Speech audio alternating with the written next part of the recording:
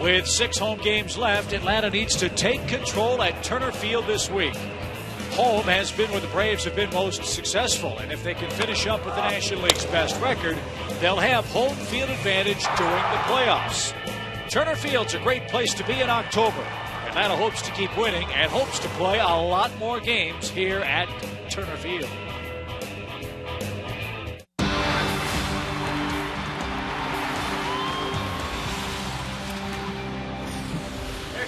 We welcome you to the Chop Shop here at Turner Field in Atlanta. Game 2 of our 3-game set with the Brew Crew. Let's see if the Braves can muster some offense and even up this series. Atlanta's already won the East, but they are still in search of the best record and home field advantage through the National League portion of the upcoming 2013 playoffs. Hi again, friends. Joe Murph and Chip with you at the ballpark. It was all Milwaukee last night. Let's hope for Freddie Garcia. The offense shows up for fellas. Freddie Garcia is pitching perhaps for a spot on the Braves postseason roster tonight. Yeah, who would have thought that when the Braves picked him up from Baltimore? You don't want to say he was on the scrap heap, but Baltimore let him go, and he did not pitch very well for them. But since he's come to Atlanta after getting called up from Gwinnett, he's pitched really well. This will be his 3rd start tonight, and he's 1-1 as a starter. He got shut out his last time out against Washington. But consider this, in his 2 starts, 13 innings, he's only given up 2 runs, 1 in each start. Not many walks. He's striking out a few guys. And to be honest, I think, Murph, the fact that he's a veteran presence, he might have an inside shot at getting a postseason start. That's a great point, Joe. And if he does get on that postseason roster, he's going to be the guy with the most postseason experience on this staff. He's 6-3 in postseason with 10 starts.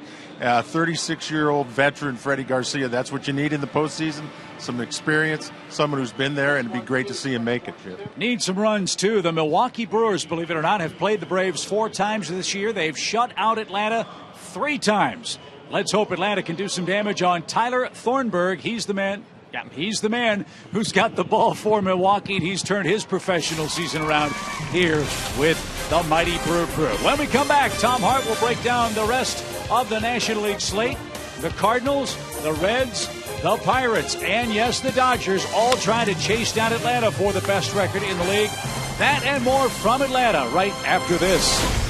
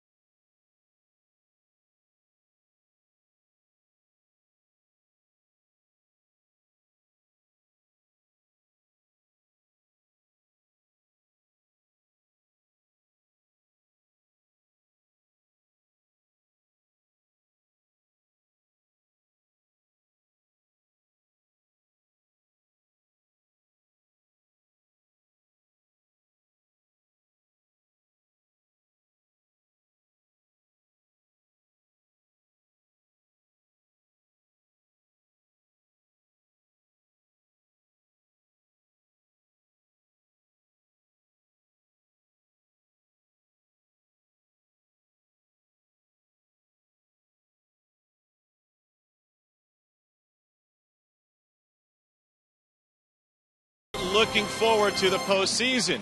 Welcome back to Turner Field. I'm Tom Hart. Time to check out who the Braves may be playing in the postseason, and still plenty to be determined throughout all of baseball. Let's take a look at the brackets if the postseason were to start today, focusing on the National League on the right side. And while home field advantage is huge for this Atlanta ball club, 29 games above 500 at Turner Field, what's perhaps more important is that number one seed, which would draw you the wild card in the first series, in the division series. What's important about that? Well, our friends in the Central have all clinched their spot. The Cardinals, the Pirates, and the Reds. They could very well end up in a tie at the top. Either a 2 or 3 team tie in the Central means an extra game for everybody. Game 163 for 2, and then that wild card game, which would certainly put a stress on their pitching. As far as pitching is concerned, as the Braves look forward to those opponents, if it were to be the Cardinals or the Dodgers, here's how those two teams stack up right now. St. Louis only won 3 games in the 7-game series against the Braves. Their bullpen is a little bit of a mess right now. Edward Mujica has been put on the shelf until the season concludes, basically. But they still have a powerful offense and an MVP candidate in Yadier Molina. The Dodgers have Kershaw and Greinke to start things off in their rotation. And tonight they'll welcome back their 4th outfielder for just the second time this season, the other being on the 4th of July. All 4 of their major outfielders are healthy and playing together.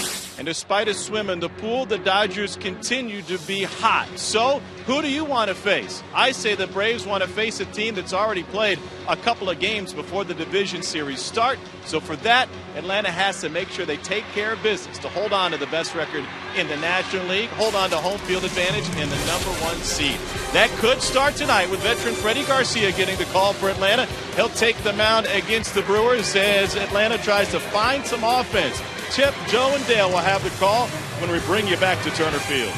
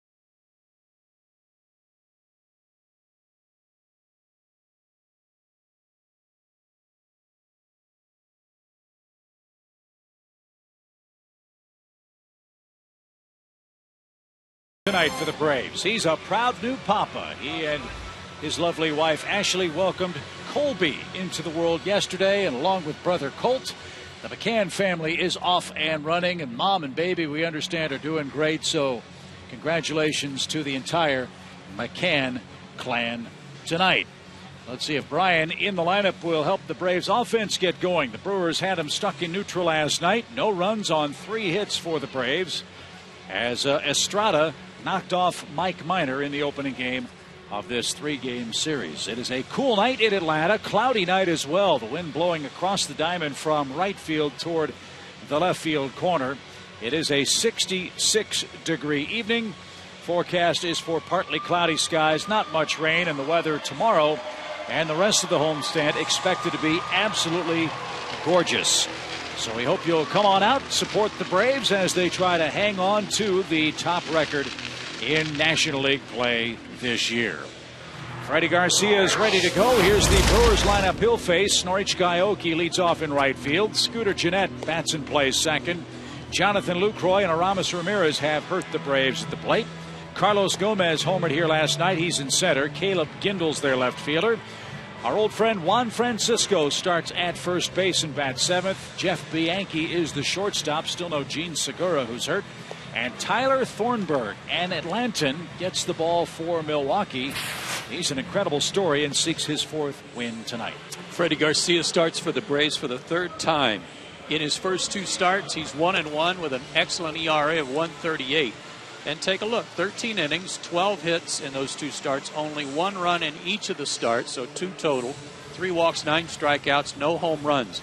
Odd as it may seem, Freddie Garcia may be pitching for a postseason spot on the rotation, maybe the fourth guy in the rotation, as well as he's been going. He's certainly not scared about that. He's done it before in the postseason. His 4 keys to success tonight: put a little on, take a little off. That's what's really been working for him, changing speeds and moving the ball around.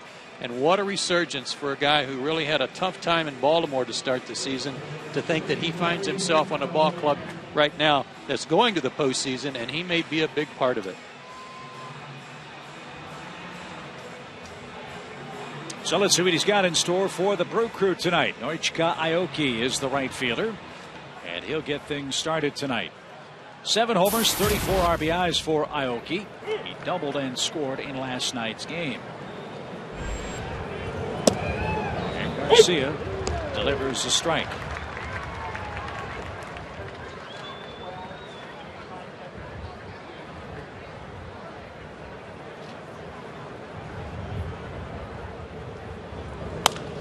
A line drive foul, no balls, 2 strikes.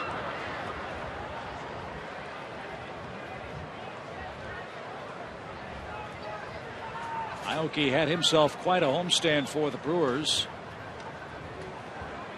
Has 9 hits in his last 16 at bats.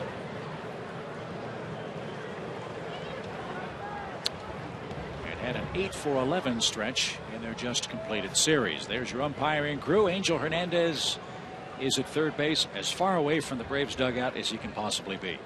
Good spot.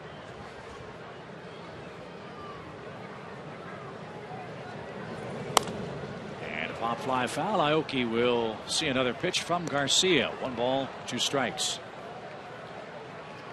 Nothing has been announced. Nothing has been decided to our knowledge about the Braves rotation. But if you do the math and look at the way the starters line up, you might be able to get some early clues as to how things might stack up for Atlanta when the postseason comes. The Braves have Paul Maholm and Kyle Loesch here tomorrow. Then for the final 4 games against the Phillies, Hale, Medlin, Minor, Tehran. And the playoffs would start next Thursday.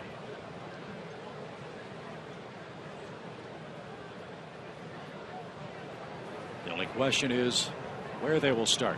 2 balls, 2 strikes. And Aoki pokes another one over the screen, foul. Chris Medlin's regular turn would come Thursday. So they are pushing him back, and that sets him up to be the game 1 starter with an extra day's rest.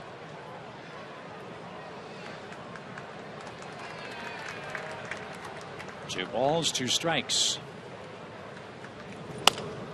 And Aoki not going quietly here. We'll see an 8th pitch. That's his game, isn't it, Chip? Never does go quietly. I look at his numbers and how many strikeouts he has in his plate appearances, and it's definitely a game I'm not familiar with. Wow. 53 walks, only 40 strikeouts this year. An on-pace percentage up around 36% for the Brewers.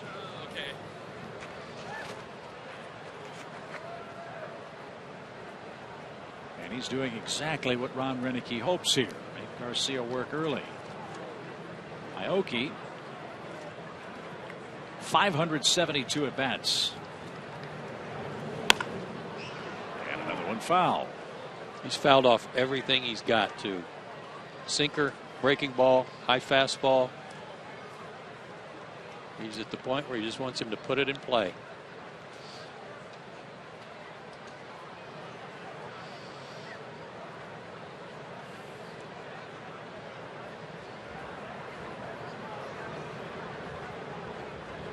Outfield shades him way around toward left. And he hits it that way, but right at Simmons. A line drive out, one away. See, that'll teach you. Yeah. Hit one good, hit it fair, and hit it right at somebody. One out for Scooter Gennett. The Milwaukee second baseman having a good run at .321, 6 homers and 19 RBIs. Only Matt Carpenter of the Cardinals has a higher batting average since the 5th of August in National League play. Gennett's hitting .360 during that stretch.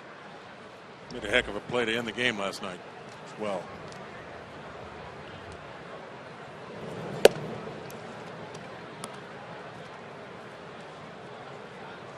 I don't know what Ricky Weeks' contract status is, but you have to figure this guy is getting a lot of looks in the second half as the heir apparent to Ricky Weeks.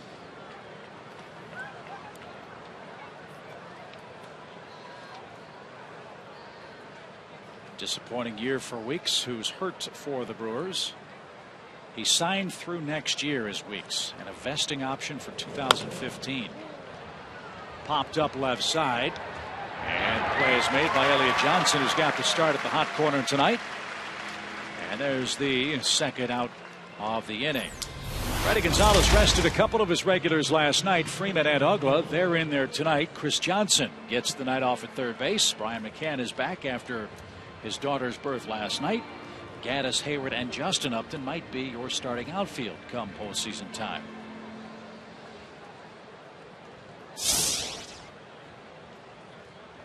And it's just a guess. I would assume that tomorrow night you're going to see the starting 8 out there for the rest of the way.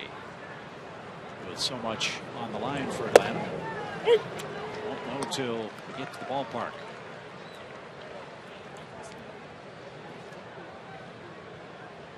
This is Jonathan Lucroy, the Brewers catcher.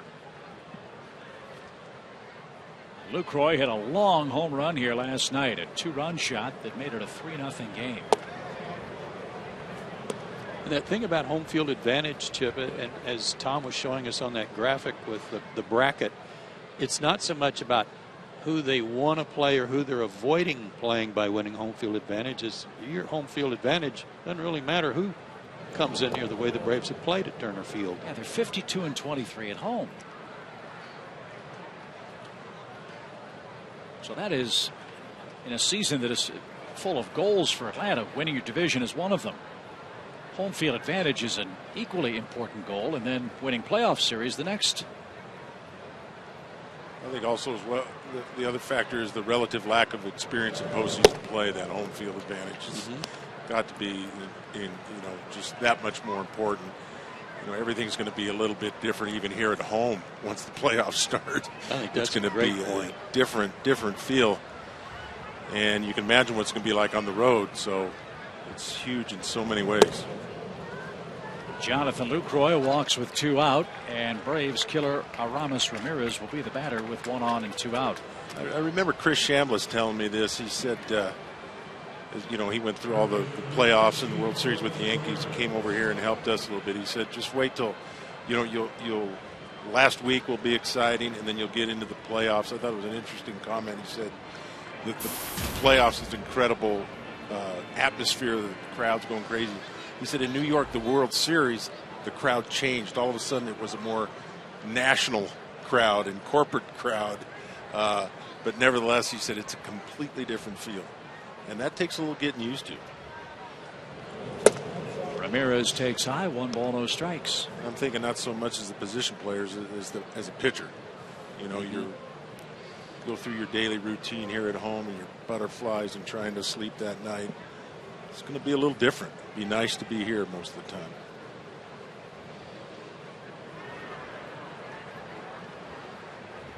The 1-0 count.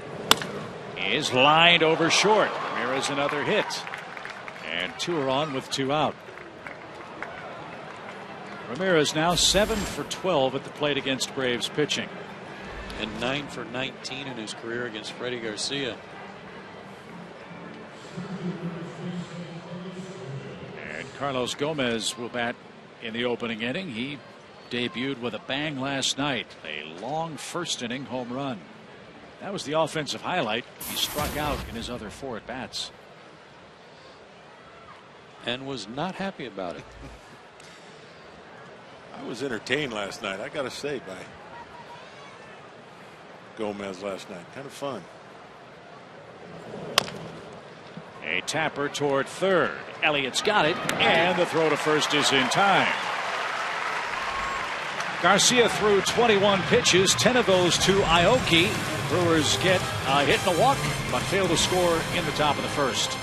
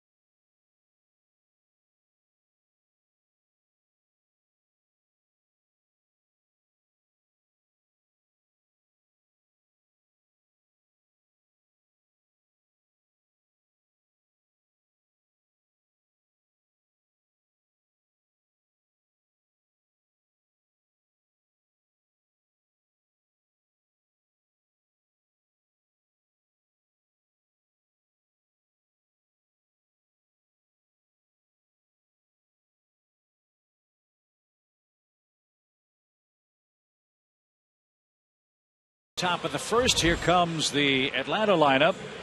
Braves with 92 wins, 64 losses. They'll have Jason Hayward back at the top of the batting order. Justin Upton bats second and right, then Freeman, then Gaddis, then Brian McCann fifth, Andrelton Simmons sixth. The bottom part of the order, Dan Uggla at second, Elliott Johnson at third, and Freddie Garcia pitches and bats ninth. Tyler Thornburg is out of Riverwood High School here in Atlanta. Attended Charleston Southern University, was a 3rd-round pick of the Brewers back in 2010. Take a look at the splits. Nashville, yikes. Majors, unbelievable. What a turnaround. He's got a good fastball. He's in the mid-90s with it, with a curveball and an outstanding changeup.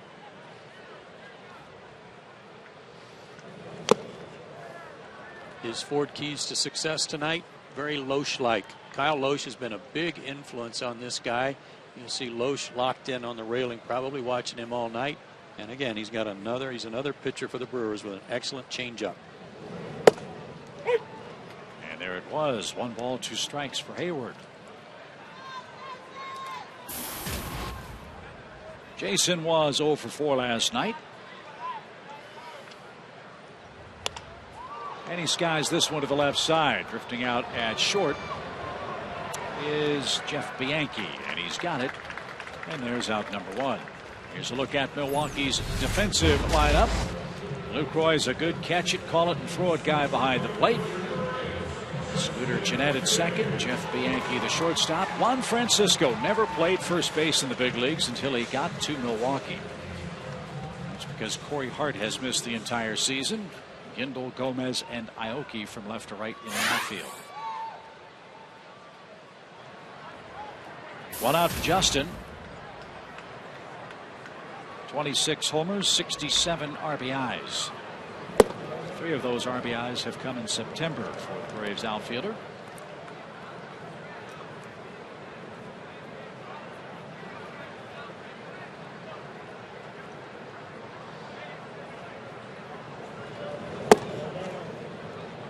It's a little low, ball 2. Justin's a big, strong guy, and I don't know if he even gets tired, but he might be due a day off in the next day or two. Not sure when his last one was, just to freshen him up.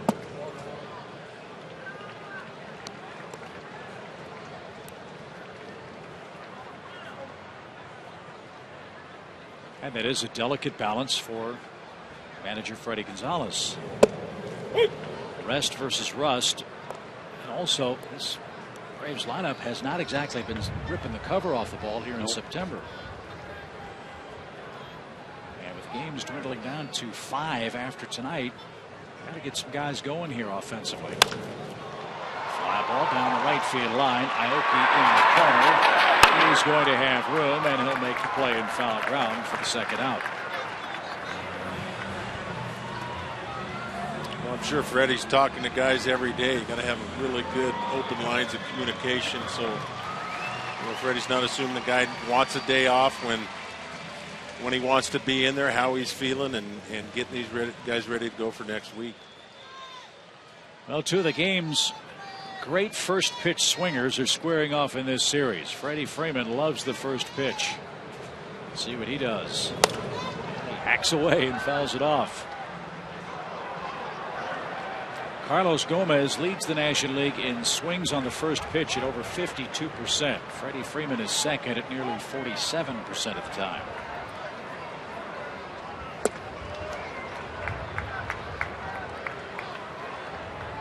Both of those men swung at the first pitch here in the opening inning. And both those men are having excellent 2013 years. Freddie's having a great September. A .356 average, 6 home runs, 17 RBIs.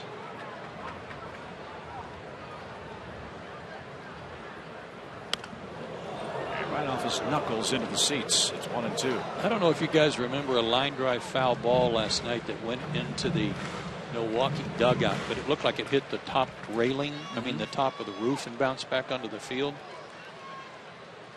Did not happen that way. Changeup got Freeman over the outside corner, and Tyler Thornburg's first inning in Atlanta, a very impressive 1-2-3 frame. We head to the second. No score in Atlanta.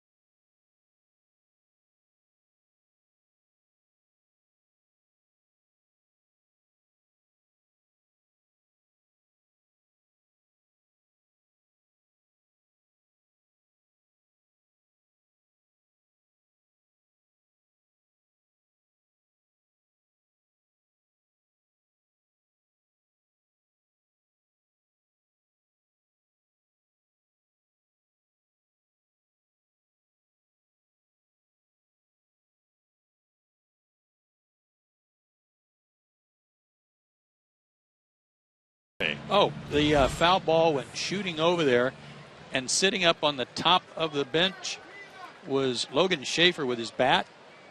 Ball came in, he bunted it out of the dugout on the fly to keep it from hitting some of his teammates. Really? Yeah. I said, thankfully he's a good bunter. If he'd foul tipped that, it'd have taken out about 4 guys. But how about that? It's a first that I've heard of. Caleb Kindle leads off for Milwaukee. I'm sorry, Jeff. I was going to say some of the ballparks, veteran stadiums come to mind where how close you were. And when a pitcher would come up, everybody would grab their glove. I guess he'd grab his bat, huh? In Florida, the old baseball park, Dolphin Stadium, Bobby Cox was always grabbing a glove. The pitcher was up there. Kendall takes a called third strike. He's retired on 3 pitches. First punch out for Freddie Garcia. That didn't just stop for the players. Old Tiger Stadium, Ernie Harwell used to broadcast the game with a net in front. Before they had the net for the visitors, Dave Niehaus, our late great friend from the Mariners, used to broadcast with a baseball glove up there. For the left-hand hitters, it was said you were closer to home plate as a broadcaster than the pitcher was at Tiger Stadium. You were right on top of the plate.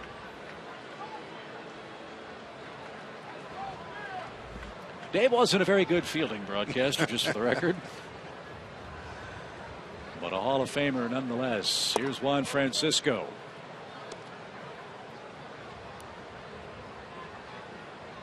You can go upstairs on him, just stay out of the down and in area.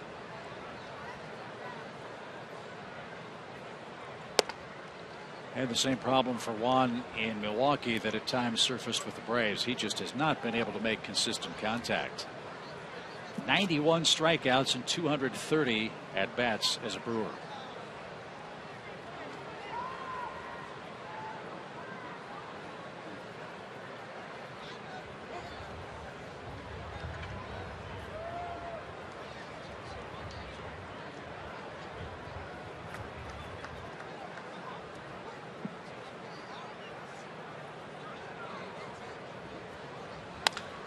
Fly ball well hit towards center. Jason Hayward is on the warning track and he makes the catch.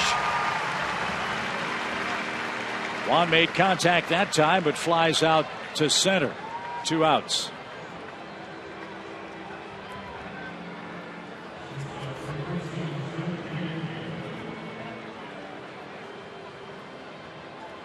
And here's Bianchi.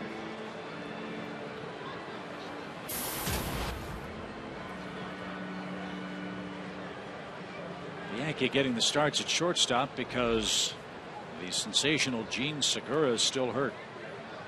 He's got some hamstring problems. Don't know if we'll see him in this series. And if we don't, that's fine by the Braves. But guys, that's a real shame for the Atlanta fans. He is an extremely talented young player.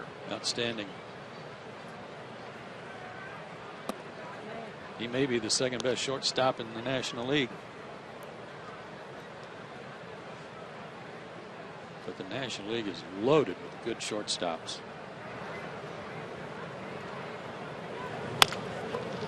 And on cue, Edwin Simmons makes the easy play, and Garcia has a much easier time in inning number 2. Evan Gattis leads off for the Braves in the second. Still no score at home against the Brewers.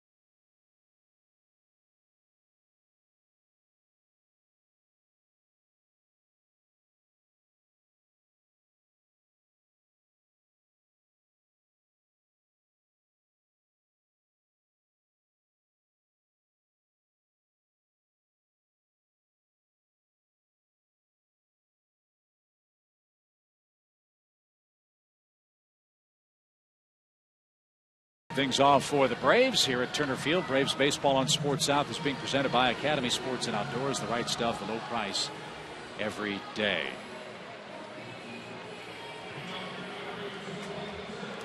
Braves are hoping to give this crowd something to cheer about the rest of regular season play and on into the postseason. And you can get your NLCS tickets online by registering at braves.com/postseason. Tickets will go on sale this Friday, September 27th. First pitch swing by Gaddis, and it's popped up. And LaCroix gives chase, and we'll have a play. And right into the Usher's bucket.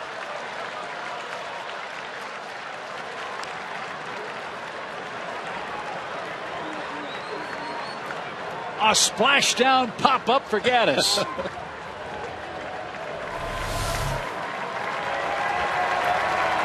I'm glad it missed him. The splash didn't.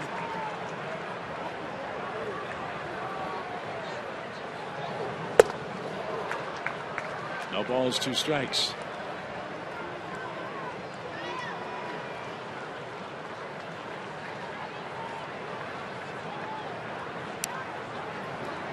Those ladies and gentlemen work awfully hard here at the ballpark. And he's back at work. And so's Gaddis, who looks low. 1 ball, 2 strikes. 20 homers, 59 RBIs for Gaddis. He's hit 5 homers in September.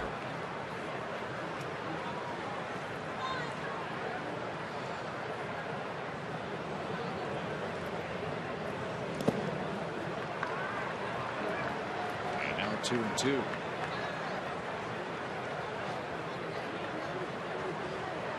Tyler Thornburg was 0-9 at AAA.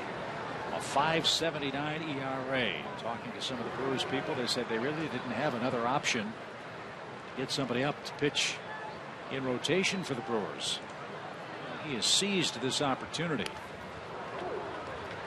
3-1 with a 196 earned run average, and that falls right in, Joe, with what the rest of this Brewers staff has done this month. Yeah, and again, Kyle Loesch has really taken him under his wing, and the story goes that what Loesch learned from Dave Duncan at St. Louis, it kind of got his career turned around.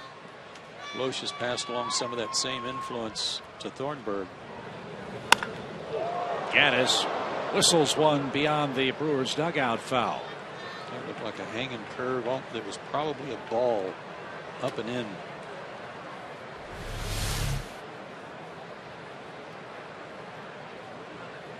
Something off speed, yeah, something off speed up and in. Well, I'll tell you, one of the things a scout grades a hitter on is raw power.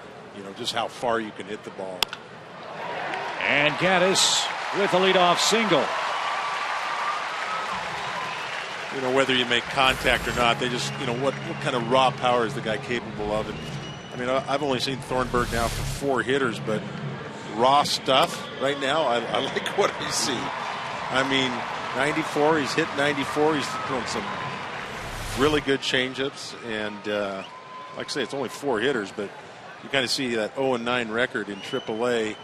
I'm sure everybody saw, and they were limited with their options on who to choose, but pretty good raw stuff here. Fly ball to right off the bat of McCann. Aoki's got it, and Bryant is out number 1. Here's Andrelton Simmons, the Braves shortstop, having a fine year offensively. 17 home runs. That ties him with Jeff Blauser for the most by a Braves shortstop in a good stretch of time. And look at what he's done on our Home Depot tools from the dugout overall since the break. Same number of singles as he has extra base hits. 6th most in the National League since the break.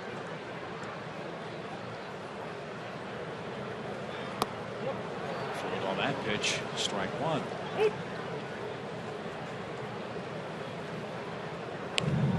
The other thing I love about Simmons, he's a tough guy to strike out. He's only struck out 52 times in 583 at bats.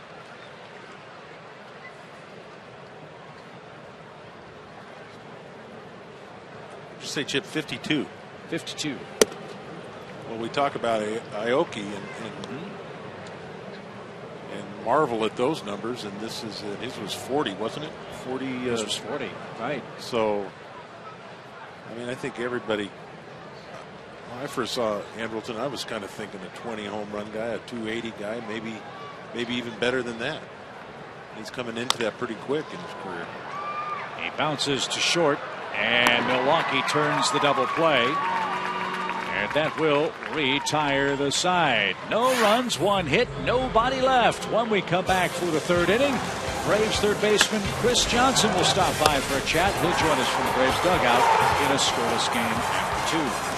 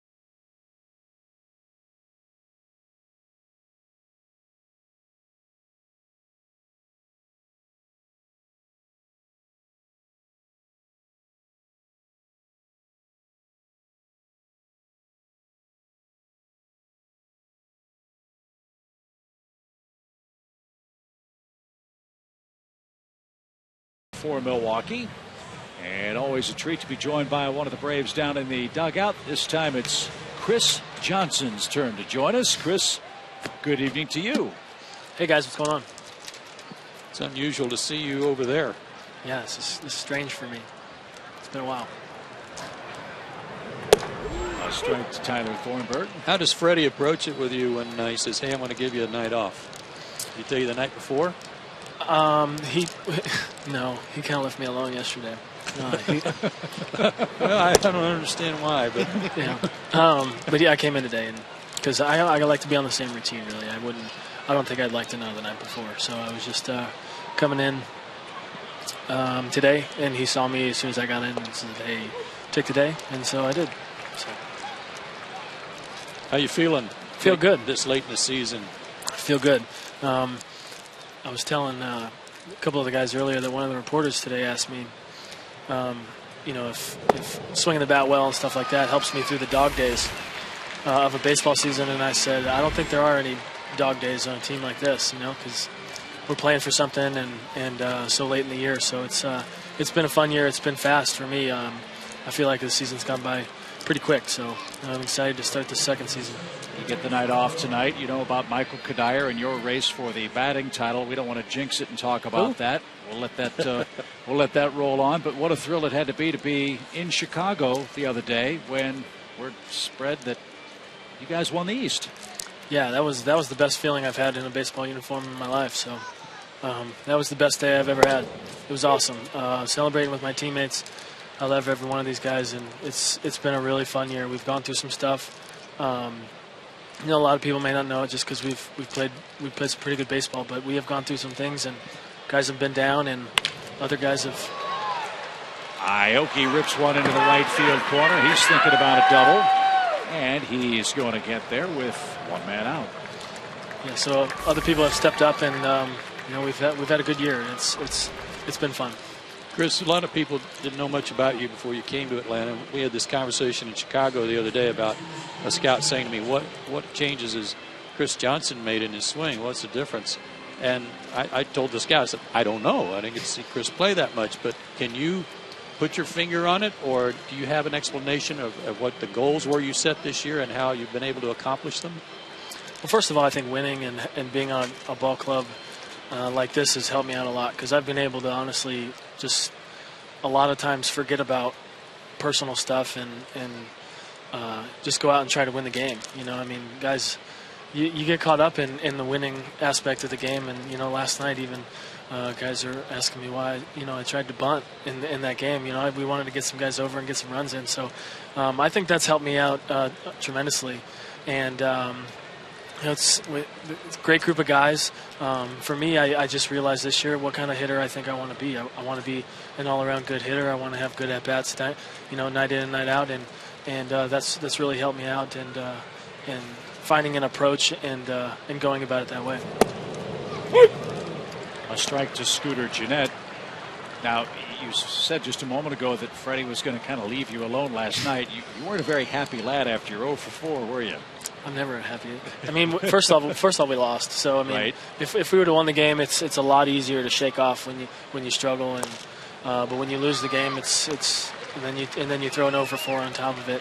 You know, it's you know, the worst of both. So you know, we struggled last night, and you know, I just wanted to you know, go home and try to brush it off and come back in here today, and you know, that's the kind of the way I like to go about it. So it was nice. He came up to me today and said, "Hey, enjoy your day off," and I'll do that, and then we'll get it. Fly ball towards center. Runner was going. Hayward the catch. Throw back to second is too high. And Aoki back safely, but there are 2 men out in the inning.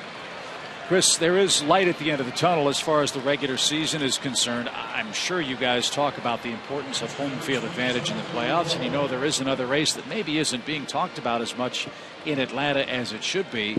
A potential Game 5 or Game 7 here in Atlanta would be a huge advantage for your club, right? Absolutely. Not only, you know, for our fans, we want to do it for our fans, but the fact that, you know, this season we've played really well at home. So, you know, it's always good to go home into your own bed and come to your own park and be on your same routine, and we know that it'd be a big advantage for us. So you know, that's why we're out here trying to finish these games off and win that race too. We know that race isn't over. We celebrated, you know, winning the division, but you know, we've all decided that that's what we want to do, and so hopefully we can string some wins together and take care of that. Strike to Jonathan Lucroy.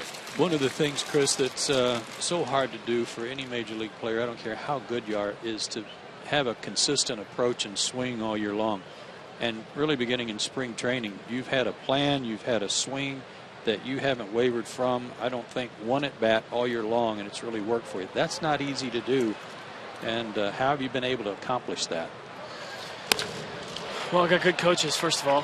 Line drive left field by Lucroy. Aoki's going to try to score. The throw's going to be cut off, and the throw back to first is not in time. Jonathan Lucroy brings home Aoki to make it 1-0 Milwaukee in the third. Sorry, Chris. No, it's all right. First of all, our coaching staff has been great with me. You guys know me. You know, I'm pretty intense during the game, and I kind of. You know, I go all out, and if things don't go my way, sometimes I get a little frustrated. But they've been able to, you know, help me out and help me stay with my approach. You know, every single day we talk about the same things. We talk about getting my pitch in every at bat and putting my swing on it. And so it's worked out for me this year, and I've been able to stay consistent. That's the one thing that talking to our hitting coaches with Walk and Fletch is when I first got here, they asked me what I wanted to do and what I wanted to be better at, and I told them that I wanted to be consistent. So, and I think that's the biggest thing when you see these guys who put up all these gaudy numbers is the fact that they do it every single night. So that's something I wanted to do. I wanted to try to get better at, and that's one thing I was able to accomplish this year. We just had some numbers flash up on the screen. You can't see them, and they're really amazing. Of your hits this year, 53 to left field, 61 to center field, and 49 to right field. I mean, how much more consistent can you be at this level than that? That's amazing. Yeah, when I was in Houston. When I first got called up, I was a teammate with Lance Berkman, and he told me 2 things. One, you can't hit 300 without using the whole field, and you can't hit 300 without using the whole bat. So You know, you got to be able to stay inside baseballs. You got to be able to use the whole field. You know, if sometimes you're going to get a tough pitcher. Sometimes the guy's going to run some sinkers in on your hands or nasty sliders. You got to be able to go to right and go to right when you need to, go to center or pull it when you need to. So that's one thing I've been pretty good at, and hopefully I can continue to get better at it. No balls, 2 strikes. The count here to Aramis Ramirez. Milwaukee has scored first. And Garcia gets the strikeout. Well, from one CJ to another, it's been a great year back-to-back for Braves third baseman. Chris, thanks for the visit. Continued success, and let's get home field advantage here in the final week of the season. All right, guys. Thanks for having me. That's Chris Johnson, second in the National League in hitting this year for the Braves. Figure he'll be back in the lineup tomorrow night.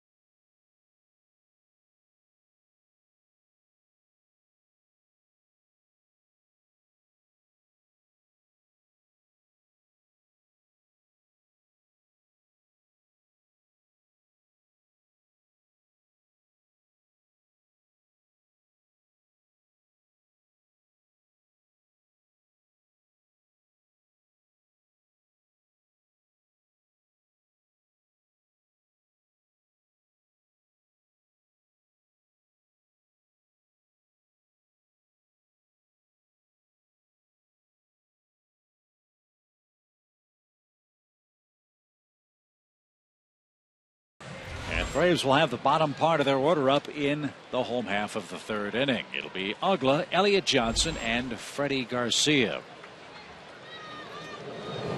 Those kids and their toys when they come to the ballpark. Got to play with their electronics. Can't pay attention to the game. 1 ball, 2 strikes. And Ugla shoots one deep short. Nice pick by Bianchi. Long throw will be late. Infield hit for Dan Ugla. I told you guys before the ball game, I hope Dan plays every game the rest of the way in an effort to get him going. Got to get him hot for the postseason. Maybe this is a start. Big breaking ball, and he stayed on it.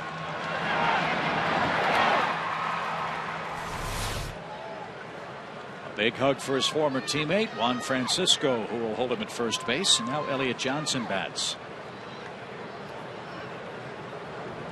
And a swing and a miss, strike 1.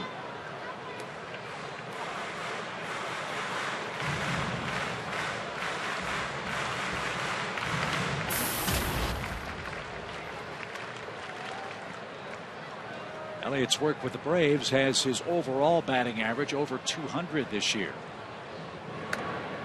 He's at 206 to be exact, 263 since coming to the Braves.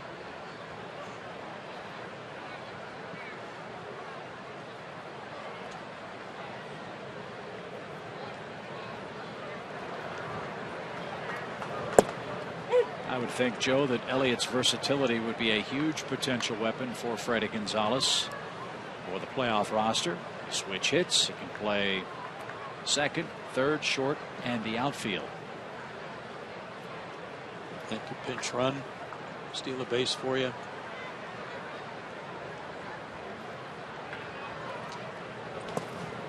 Luke Roy, a nice stop. 1 ball, 2 strikes. I think for the infielders, how many backup infielders will be dictated by how many backup outfielders there are. And if Gaddis, Hayward, and Justin Upton are going to be your 3 regular outfielders, and since Gaddis can catch. Bouncing ball again towards short. And he makes the peg, and that's the second double play in as many innings for Atlanta. 2 out. There's obviously going to be a need for a defensive replacement if the Braves have the lead and Gaddis is playing left field late in the ball game. So you're going to need at least 1 extra outfielder, and there may be a need for 2. That's the jigsaw puzzle that takes place when you're trying to put together a postseason roster. And in talking with Freddie yesterday, he said that some of those preliminary discussions are already underway with Frank Wren, his coaches, as to how to shape up the Braves roster.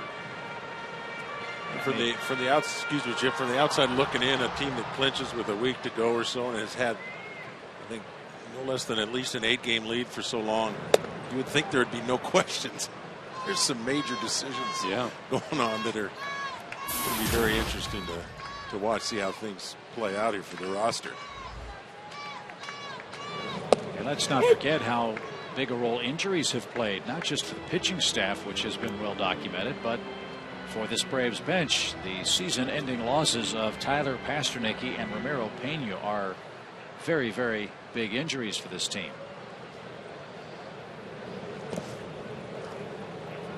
So we'll see how it shapes out here in the next week. It's not just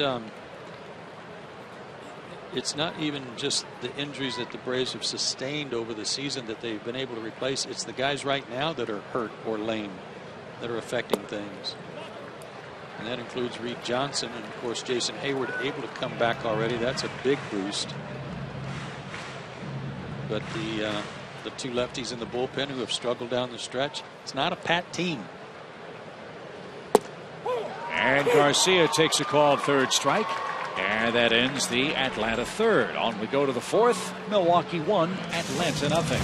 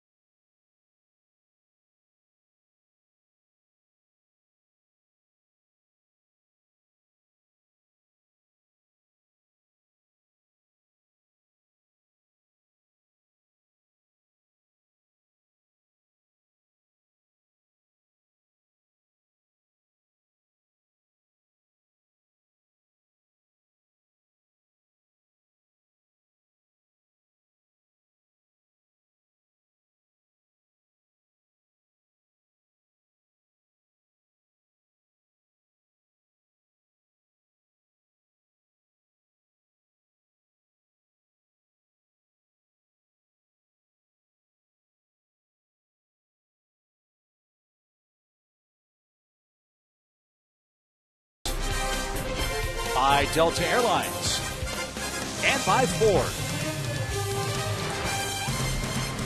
1-0 Milwaukee after 3 in Atlanta.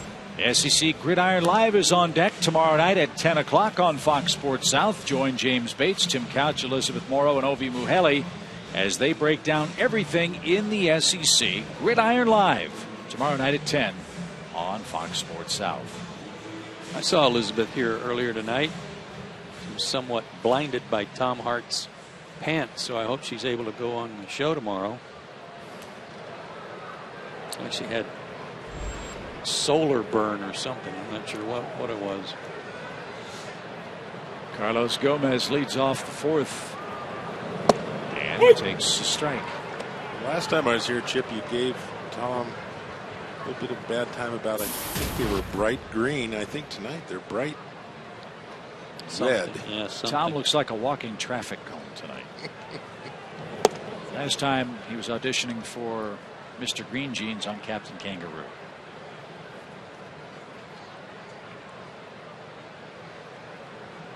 But he wears them well. See Tom later on in the game, I'm sure, as Gomez bunts one foul at first. And he'll head back to the plate behind the count, 1 ball, 2 strikes.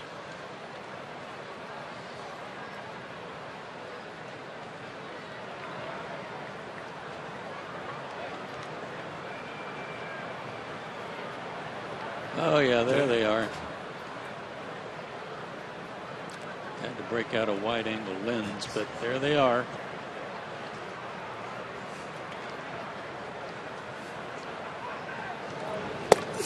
Swing and a miss by Gomez. You know, swing hard in case something good happens, right? Man, it is never a dull moment with this kid. Used to do that once in a while. It's either his bat or his helmet or he hits a home run. Something goes flying. He's been doing a lot of sliding on that front foot too, and he comes up on his heel. That thing doesn't dig in very well. He's struck out 5 times in the series so far, but he also has a homer. Here's Gindel. Caleb took a called 3rd strike in the top of the 2nd inning.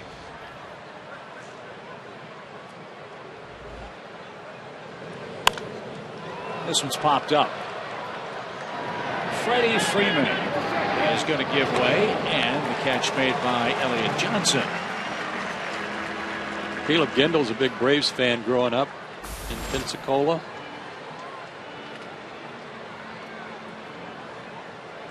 Talked to him a little bit before the ball game, and he was talking about always watching the Braves on TV and how much he loved them. He didn't drop the old hey, I used to watch you when I was a kid. Oh, no. The broadcaster for the Brewers dropped that one on me. Brian Anderson. Told me to come meet him. This guy's been watching you since he was a little boy. 2 outs for Francisco. He flies to center. Nice running catch made by Hayward. And Freddie Garcia jumps ahead of him. My favorite story of what I got to tell someone that was I was in 5th and 6th grade. I'm from Portland, Oregon. In 5th and 6th grade, I was in the Bay Area and went to Giants games and went to Oakland games and whenever I could. And I'm sitting out there during BP, and the Oakland's playing Boston. I think I got this right. And I'm just out there, and a guy looks up and goes, "Hey, kid, want a ball?" I go, "Yeah." It was Sparky Lyle.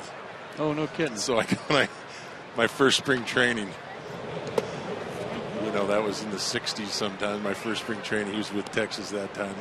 He was the first guy I ever went up to. And, "Hey, I wanted to tell you when I was a kid." How'd that go?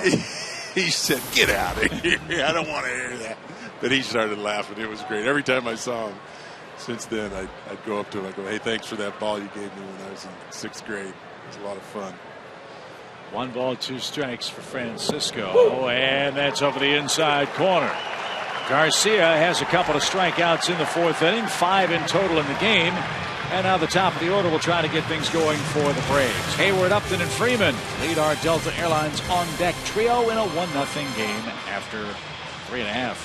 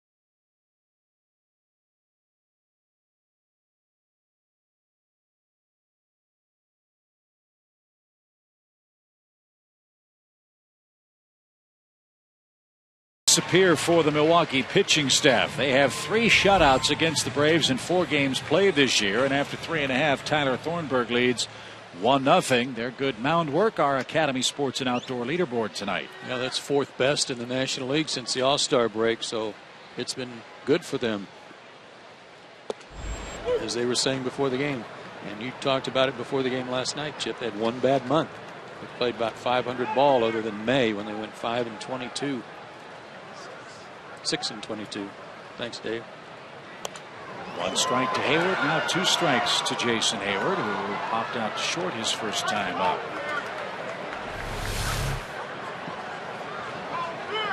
Nice fastball there, starting him off with the changeup, and that's one of the reasons why Jason was a little late on that fastball. And he doesn't get a 93-mile-an-hour heater and is struck out.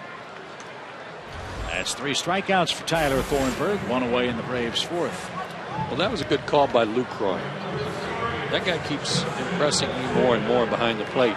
Jason was a little late on the fastball before that he fouled off. He's a little under it.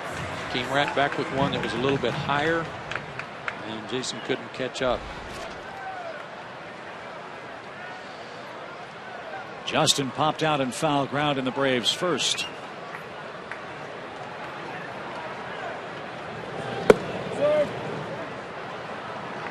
He's got a good combination. You mentioned Loesch is working with him, and he's got a good veteran, smart catcher in Lucroy to help him kind of harness this good raw stuff that he has. Good pitching coach, too, and Rick Kranitz.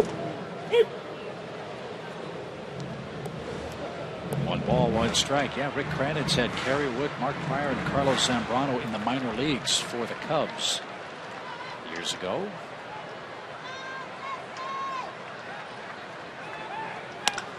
And a line drive toward right. Aoki goes back, turned the wrong way, but somehow reached up and made the play. And Upton can't believe it.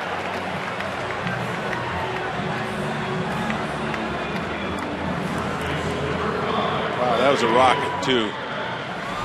Aoki did exactly what you're supposed to do if you turn the wrong way initially, is you keep going the way you turn. You never cross over, and you never go back the other way, because you're going to lose a step, so you just keep on going.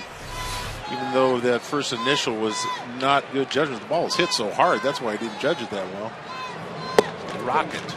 I'll tell you something, guys. It was an out. And it was out his first time up to right field, but Justin Upton is beginning to do some real good things at a good time. And early in the year when he was tearing it up and player of the month in April, he was hitting a lot of balls like that to right field. That's a good sign. Freddie Freeman took a called 3rd strike in his first at bat, and he's behind in the count here, 1-2.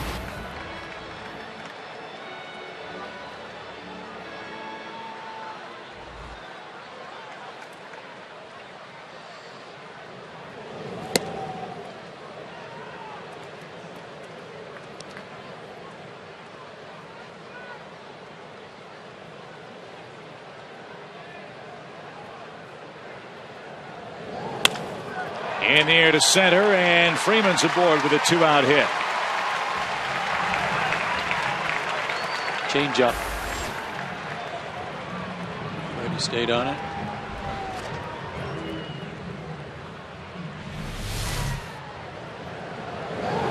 Oh, it was up too. Yeah.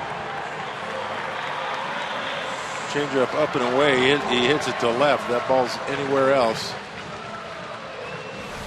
Nice still head down on the ball. Throws it anywhere over the plate. Probably a home run. Evan Gattis picked up the first Braves hit. That led off the second. He was erased on a double play ball.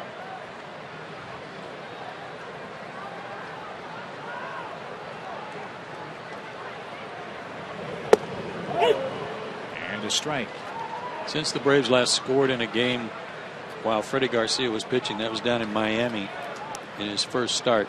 They've now gone, not counting this inning, they've gone 14 straight innings without scoring for him. High fly ball hammered left center field. That ball is off the base of the fence. Freeman's going to get waved. Here comes the relay. Throw to the plate. Not in time. Gaddis will be in a rundown between second and third.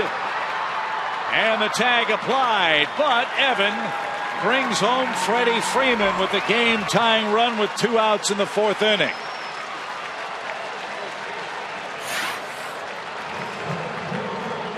I thought he hit this out, guys, a little bit off the end of the bat, but I thought he hit it out. I think the outfielders thought it was going out, too, the way they played it.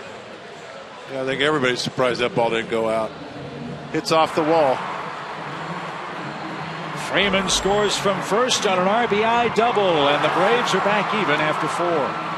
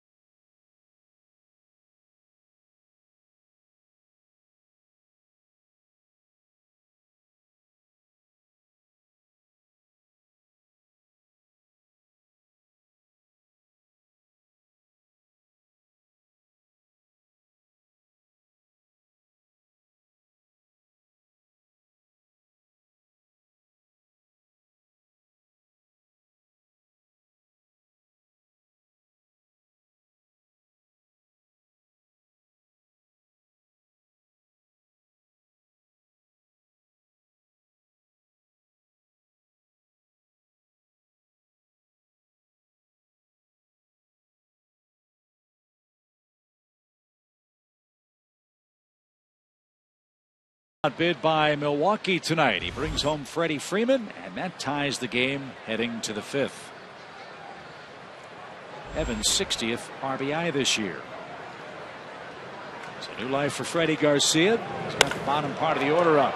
Jeff Bianchi cranks one deep to left, and on the very first pitch, Bianchi puts Milwaukee back in front.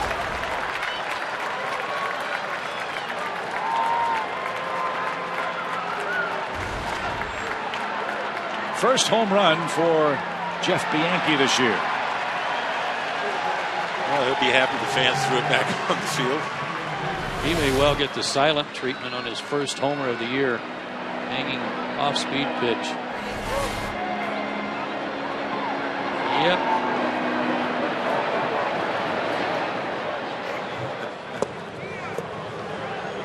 That always cracks me up.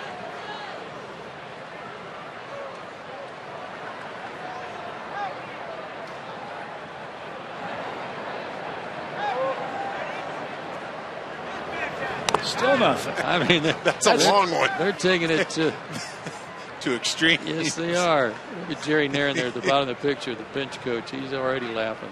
Shelby.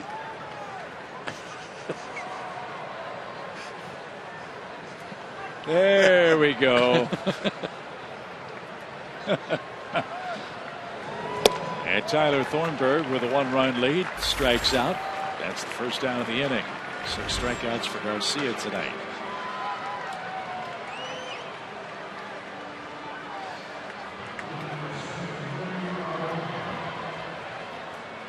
Here's Aoki. A 10-pitch at bat in the first inning before he lined out short. He doubled and scored ahead of Jonathan Lucroy's 3rd inning hit.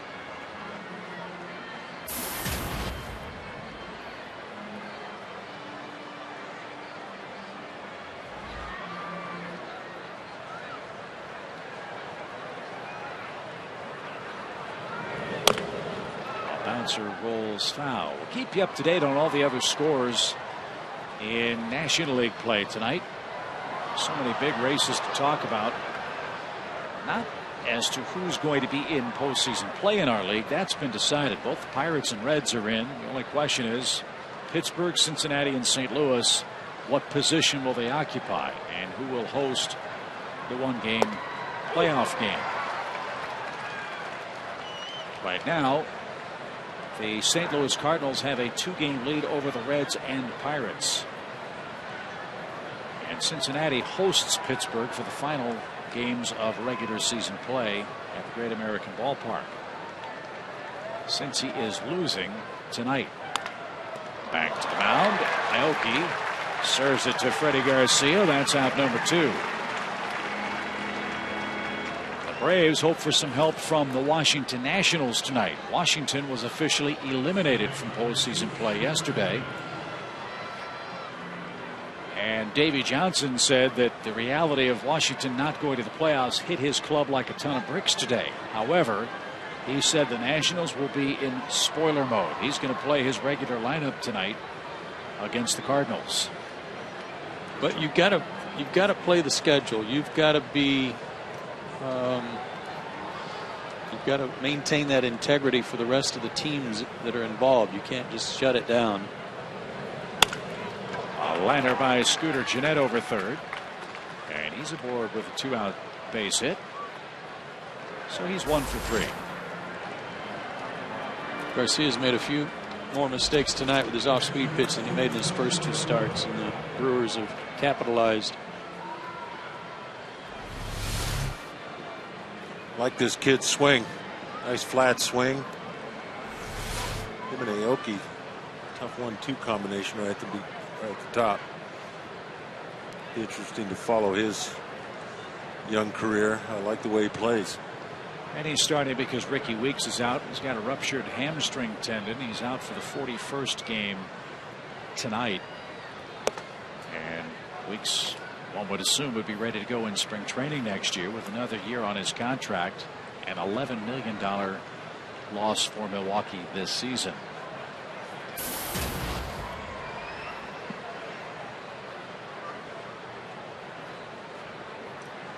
LaCroix on 2 more times against the Braves. He wears out Atlanta pitching. And he hits this ball hard to center. Hayward going back onto the warning track. Reaches up and slams into the fence. First time Hayward's had heavy contact with the wall since coming back. And looks no worse for wear after LaCroix's drive to straightaway center is caught. Jeff Bianchi homered on the inning's first pitch, and Milwaukee's back in front.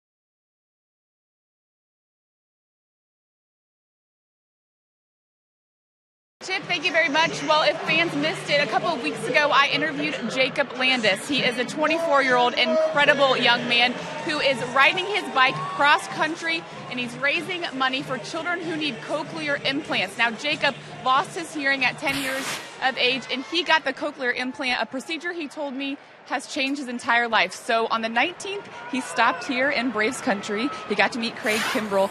And you guys, on Sunday, he was clipped by a semi-truck, got a concussion, broke his nose, but he did not give up. He is currently in Miami at the Miami Phillies game. And before the game today, he crossed the finish line. He was walking his bike because he clearly couldn't ride it, but he has raised $140,000, and he is hoping to raise $200,000. You can go to jacobstride.com, or you can simply text his name, Jacob, to 50555. What an incredible story. Indeed, Elizabeth, thank you very much. Wow. Gamer. Wow. Hit by a semi and kept going. Yeah. Nice going, Jacob. A 4-pitch walk for Brian McCann. Not what Thornburg had in mind after he was just given the lead. So Brian's aboard in front of Andrelton Simmons. Probably getting an earful right there. Oh, yeah, from Luke Croy. Pointing at home plate. Threw the ball over the plate. Jonathan Luke Croy from Lafayette, Louisiana. Andrelton was doubled up in the second inning. 2-1 Brew Crew.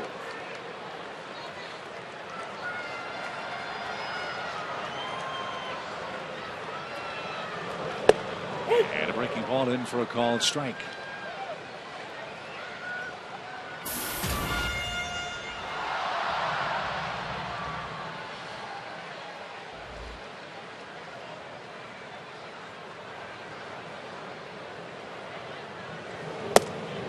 At the knees with a fastball. And after an earful from the veteran catcher, he comes back with 2 strikes.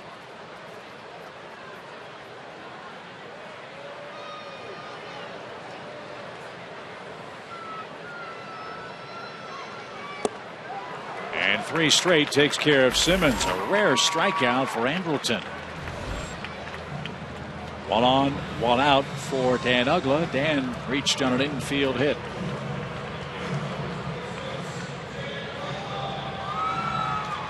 Delta Airlines, proud sponsor of the Atlanta Braves.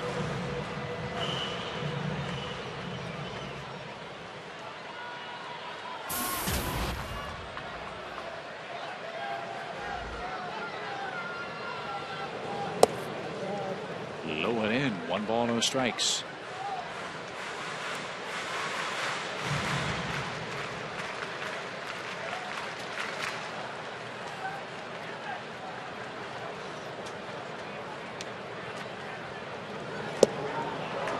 Look at this defensive setup for Dan. And I can understand why they play this way. I'm surprised more teams don't play him with a big shift to the left side. When was the last time you saw Dan hit the ball to the right side? Well, here's a great chance. He's got the whole right side to play with. And still this one's bounced foul over the Brewers dugout. 1 and 2. Hits by direction. 7 hits to right field for Dan this year.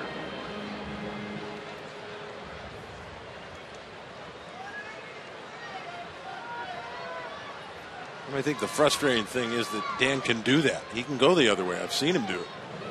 I think it was last spring training. He seemed to be working on it. Yes, he did. And he did it. He did it and kept it going for a while and has just gotten out of using the whole field. I think it was a great interview with Chris Johnson. And who was it that gave him that advice with Houston? Berkman. Can't hit 300 unless you use the whole field and the whole bat. I love that. That is a great way to say it. Well, to me, and I've wondered this for a large part of the season about Dan going to right field. If you stay on the ball a little longer and you keep your hands inside the baseball and try to hit the ball to right field, all of a sudden you'll find out you're getting some pitches in inner half to hit that you can still turn on. Yeah, it's not so much that, I mean, it's good to hit the ball to right field. It's more of your approach. If you're thinking that way, it keeps your weight back. It keeps your hips closed. It keeps your hands inside. And then you're exactly right, Joe. When you start getting a ball in, well, you just react to it. It's just an approach. And Chris Johnson this year is the epitome of the perfect approach. Dan swings and misses and is the second out. Back-to-back strikeouts after the leadoff walk. And now the faded inning rests in the at-bat of Elliott Johnson. But after the walk, he just started rearing back. Good fastballs. Remember, this is a man who was 0-9 at AAA. But the story goes that he was just, even when he got called up last year, he didn't have a lot of success in a few games last year, that he was trying to blow everybody away with his fastball. And he was getting lit up. And the same probably applied in AAA this year, that he just thought he could live on his fastball, and got up here and got some good advice from some veterans who said, you know, you've got a good changeup, good curveball, use them. You got to pitch. Got to pitch.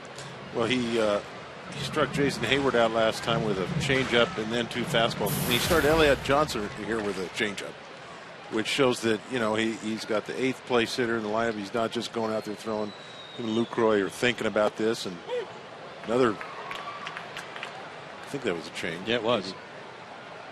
I mean, you're throwing 93, 94 with a decent change. Wow. And if you're thinking about it, how to use it. It looks like he's starting to figure it out. Well, he was 21-10 in the minor leagues before this season. So that may be working, blowing guys away in the lower minors, but the higher he got, all of a sudden some things started catching up to him, and he did have to start pitching. And he is tonight. There's Kyle Loesch, who we'll see tomorrow night. And Elliott Johnson didn't get the fastball up at the letters. Thornburg walked the leadoff man, then struck out the next 3 Atlanta hitters. He enjoys a 2-1 lead back home in Atlanta.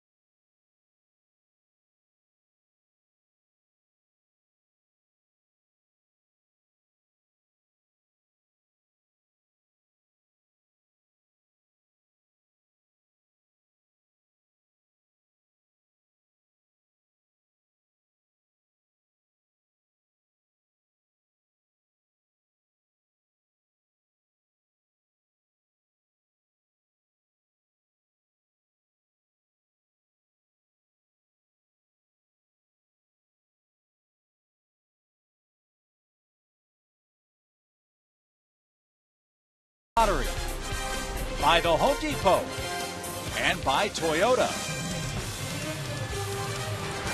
We head to the 6th. It's 2-1 Milwaukee.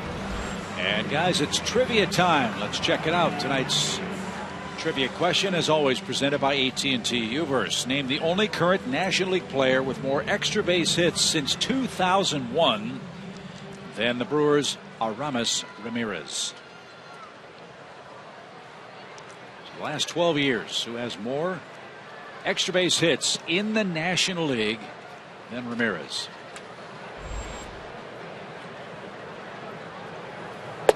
Okay, another Ramirez, Hanley. Got a batting title. Good one. Tearing it up. Todd Helton. Ooh, that's a good call.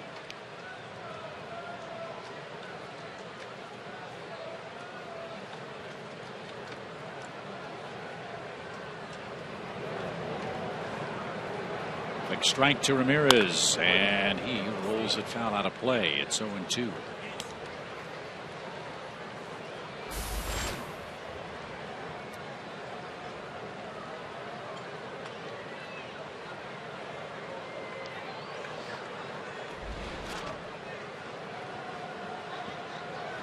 This man's had a good major league career. Over 2,000 hits. On some real good Cubs teams.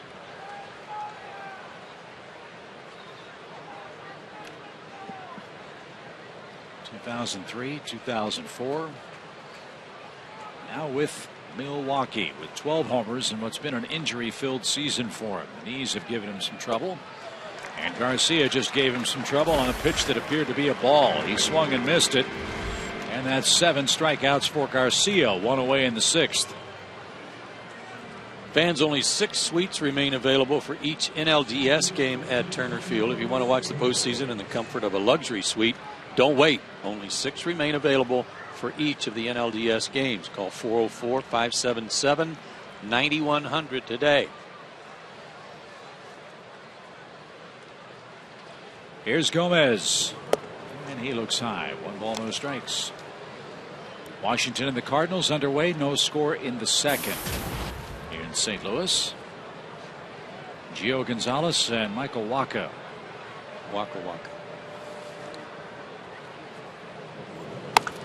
Down the line, foul and an even count. Another breaking ball that kind of hung up inside.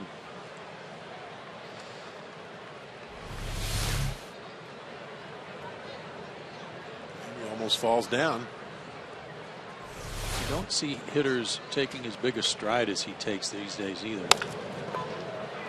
Nice pick at third by Elliott. And he's got it.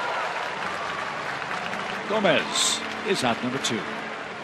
Guys these days are kind of spreading out and sometimes not even taking a stride. Well, watch what Gomez does. He'll bring his foot back almost next to his back foot, and then look how far he goes out.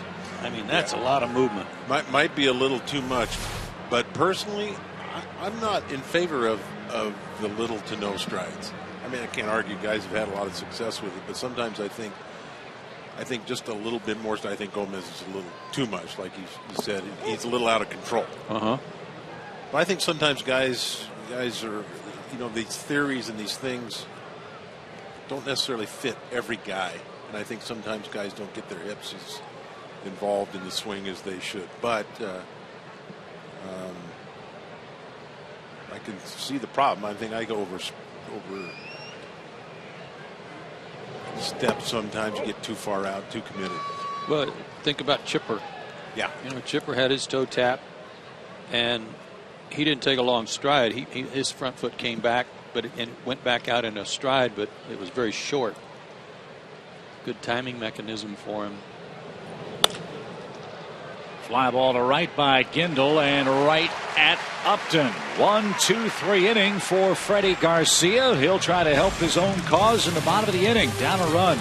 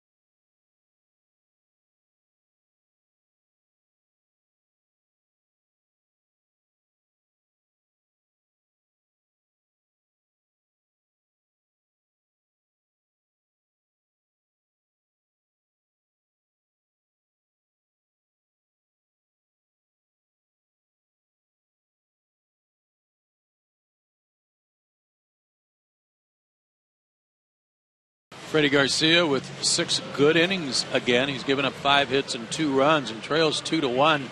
Tyler Thornburg's been just a little bit better. He's issued a walk, struck out 6, had a good fastball and changeup. Evan Gaddis's double off the left center field wall plated Freddie Freeman for the Braves' only run, and Jeff Bianchi cranked up his first homer of the year for the difference right now.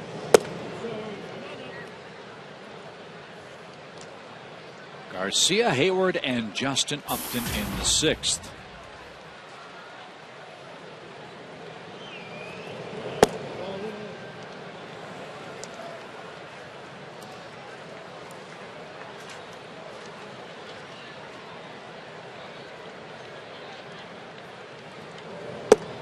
In case you wondered, 6 strikeouts is Thornburg's career high. He's done it to the Cubs and the Cardinals. And the Braves tonight. Well, he's got a lot of family and friends here, so he's probably amped up for that too. A good showing.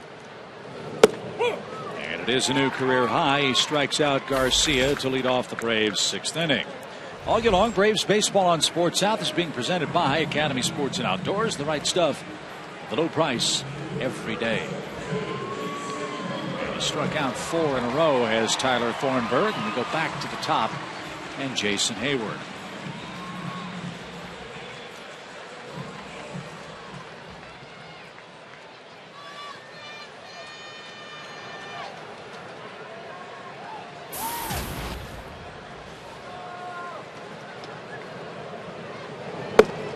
Jason showed a bunt.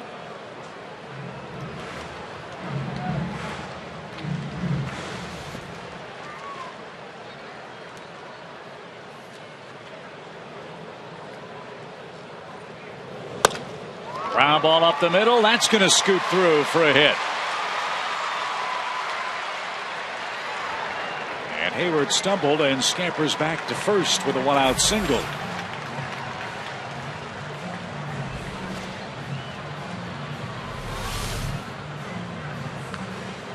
He almost deked Gomez into a real big mistake. If Jason had a notion with a big turn here, he got Gomez come in and throw behind him to first base. If Jason had bluffed and kept going, he'd have made it to second easily. Just a hesitation and then keep going. He'd have suckered Gomez right into it. Well, I think it goes to a little bit of his. Last night we talked about him being a little reckless. I mean, that's a ball there. You know, it's a single. Give him a single. Don't try to throw an off balance. There's a good chance you throw that into the dugout. You don't want to do that. Upton singles on the first pitch, and the Braves are in business. 1st and 2nd now with 1 out. And the 3rd time through the order, maybe Atlanta's picked something out for Tyler Thornburg. Well, it's one of the first times tonight where they've gotten a guy on and didn't hit into a double play. This one found a hole. But Dale, here's a good example of what I'm talking about with respect to Dan Uggla. Twice tonight, Justin's hit the ball hard the other way. Okay, he gets a pitch he can pull. He can still turn on the ball, even though he might still be thinking middle away. You're always quicker than you think you are. Yeah. But that theory of hitting, I think, is right on, Joe. You look the other way and you react in. And if you get jammed once in a while looking away, it's okay. Yeah. That means you're on the ball a little bit. First pitch swing by Freeman. It's into center field. It's going to drop, and it gets by Gomez. Here comes Hayward. He's going to score. Upton now caught in a rundown between 2nd and 3rd. He wants Freeman to take 2nd, and Freddie will slide in safely. But there are 2 out.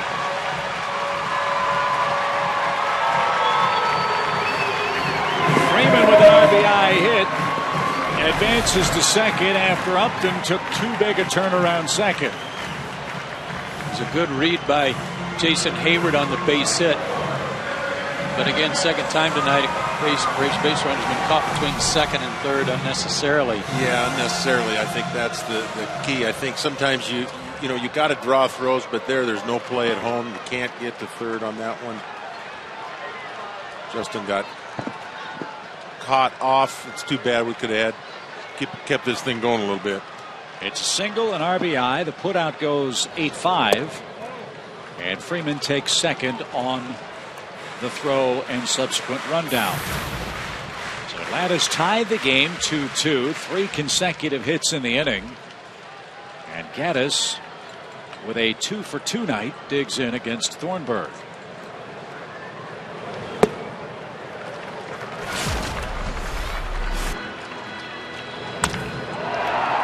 That one just missed. I think Evan watching it there, he thought it was out too.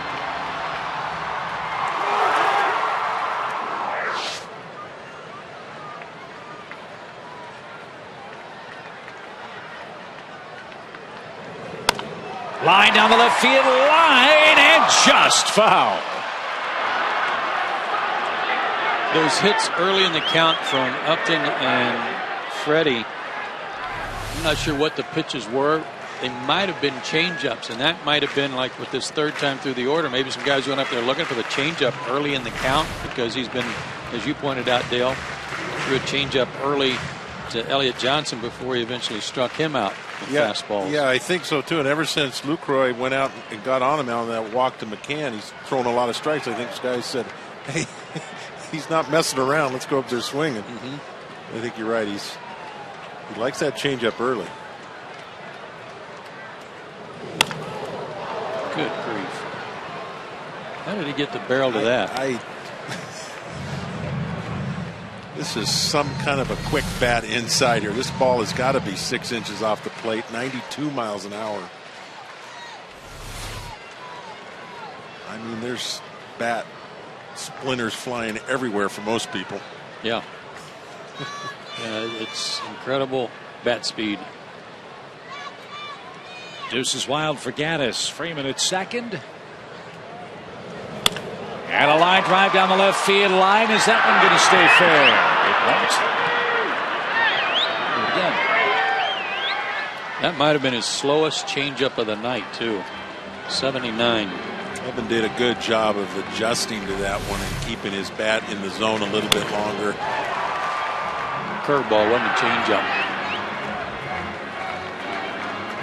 Makes that adjustment. It's almost mid-swing when you make that adjustment because you see you're out front now, and we always talk about chipper and good hitters. Chris Johnson's been doing this year. That bat stays in that zone as long as possible when you see you're fooled instead of cutting it off short. Good adjustment by Gaddis.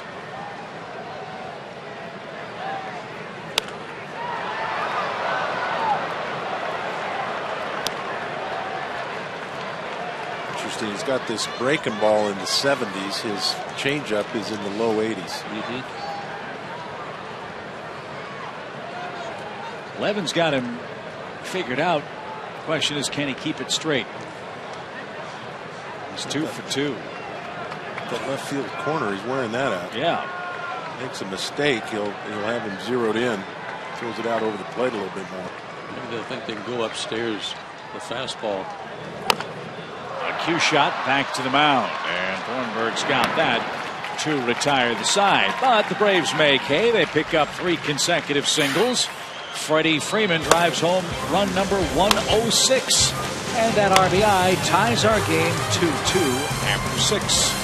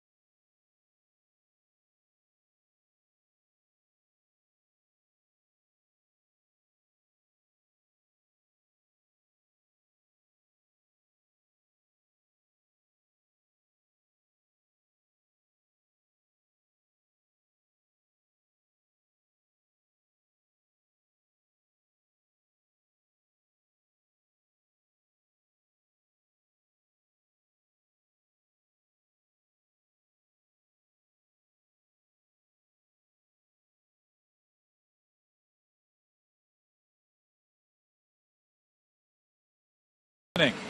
Nightly on Fox Sports Live, join Jay Unright, Dan O'Toole, along with Donovan McNabb, Andy Roddick, and Carissa Thompson.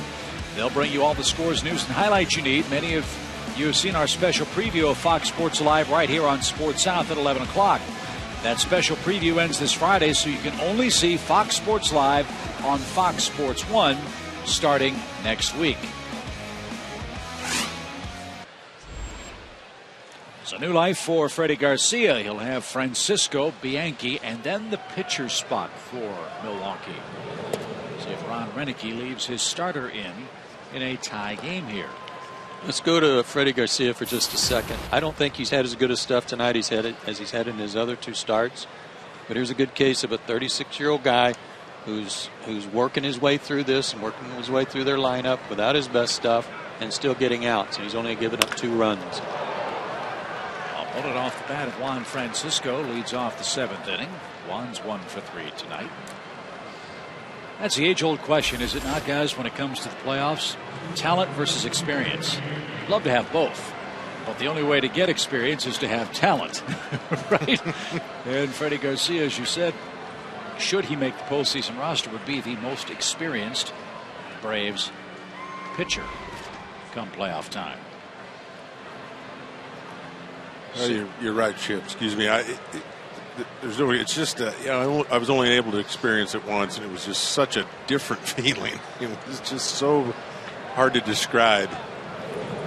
The buzz, the electricity, just everything is so different. It's nice to be able to experience that as much as possible. It's the word that I've heard used so much is magnified. Everything is so much more important. All the little things that you do well during the season become critically important, and all the things that a team struggles to do are exposed, and especially so in a short series. I just like the fact that you're not going to scare him. I mean, he's a guy of very few words to begin with, and he's very stoic, even in the toughest of situations when guys are on base. I just don't think you can scare the guy. He's been there and seen it all. And I kind of like the idea of him being a 4th guy right now. Bianchi bunts 1 foul. It's 1 ball, 2 strikes. Alex Wood is loosening in the Braves bullpen. Donovan Hand is warming up for Milwaukee.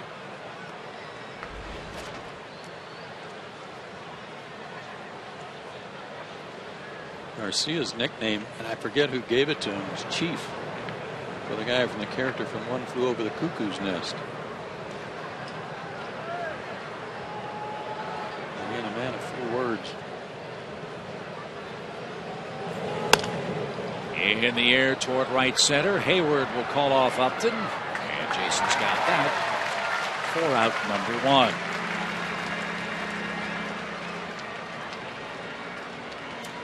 Time for Georgia Power Energy tip number 12. Eddie Perez, number 12. With Georgia Power's Home Energy Improvement Program, customers can get up to a $400 rebate when they have their home professionally sealed by a program participating contractor.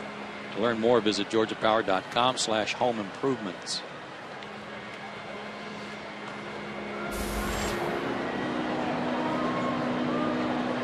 Another guy right there who might have a vital role in the postseason with Alex Wood moving to the bullpen. So that brings up another question. Will the Braves carry 3 lefties in their bullpen? That'd be a huge advantage. I think they will. With Wood, with Avilan, and Scott Downs. Let me change that. I'll be surprised if they don't. Guys, one of the things Alex Wood said he was looking forward to once he comes back out of the bullpen was the opportunity to refine his pitches. He said his time as a starter allowed him to use everything, and now he knows what he wants to throw and when he wants to throw it. Thornburg with a bunt. Garcia will get the out at first on the sacrifice. And now an RBI chance for Aoki, who will in all likelihood face Alex Wood. I think that's a good point, Tom, because obviously coming out of the bullpen, you're not going to need everything. You're not going to need your whole arsenal. You're just going to need, in many cases, what you need to get one out. And so here is A perfect time to get that one out. Freddie Garcia, terrific work. He allowed 2 runs, 6 hits. The man at second is his responsibility, and a nice ovation for the Chief.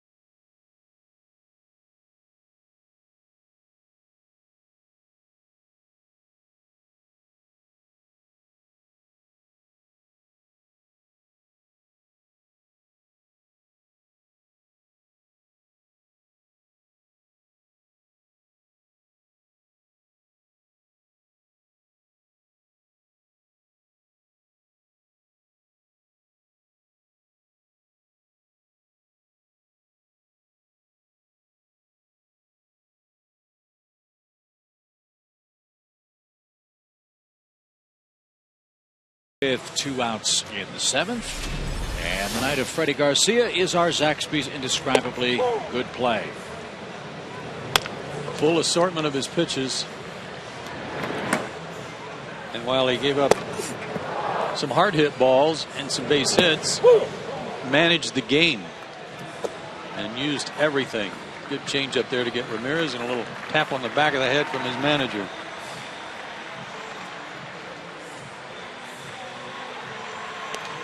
So Alex Wood, not a starting pitcher now, but a relief pitcher now. And in situations like this, as you answer the AT call to bullpen, the most important stat with runners on base is your first batter faced.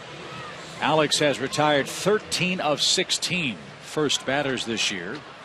He's held lefties to a .256 batting average. But he's facing Norichika Aoki, who's hitting them at a .341 mark this year. So a tough hitter for Wood in a tough spot. Game tied 2-2. And he was late. Strike 1.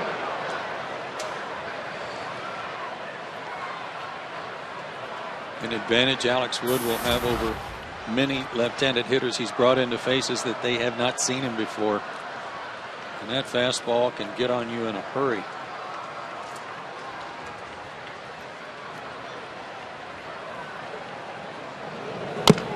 Bounced off the plate and back to the mound, and Alex gets his man. Good work. And a good audition. He keeps the game tied for Freddie Garcia with Brian McCann coming up at the 7th inning stretch.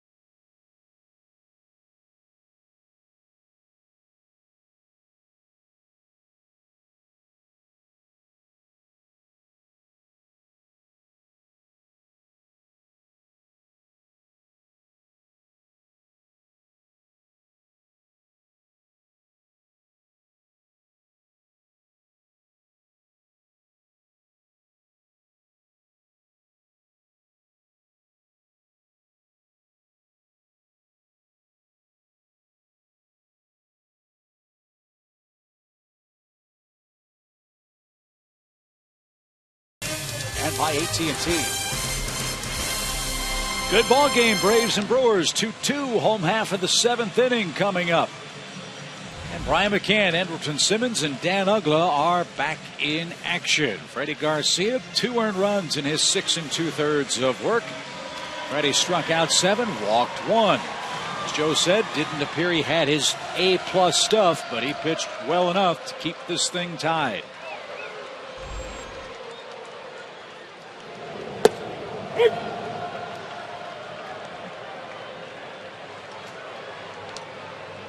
McCann has flied out and walked. And he's going to pop out. Francisco is there. And Ron's got it. 4 out, number 1. Nobody fighting him for that one. Nobody wanted that one except one.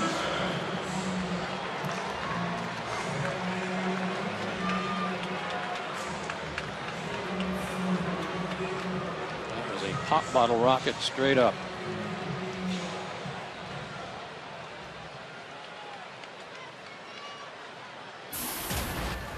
Andrelton has been doubled up and struck out tonight.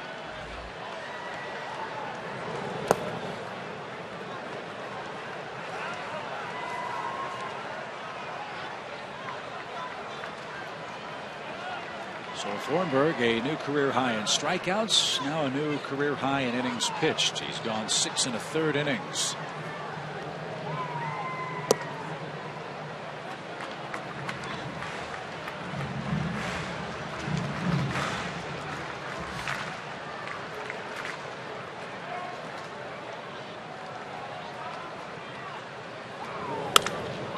High fly ball left center.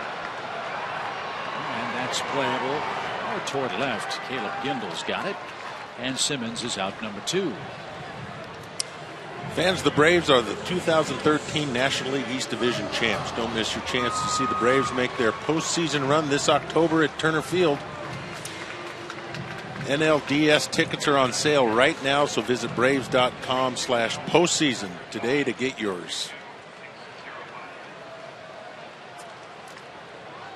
2 up, 2 down for Uggla. And yanked foul for a strike. Crowd tonight, 22,605.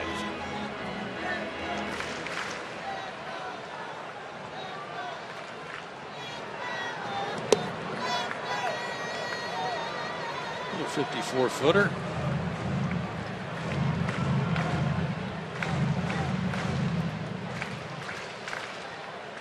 Braves quickly approaching the 2.4 million mark in attendance. We'll get a go by that tomorrow night. And then with the final weekend of baseball ahead with the Phillies, expecting big crowds here on Friday. Fireworks as always. A lot at stake for Atlanta.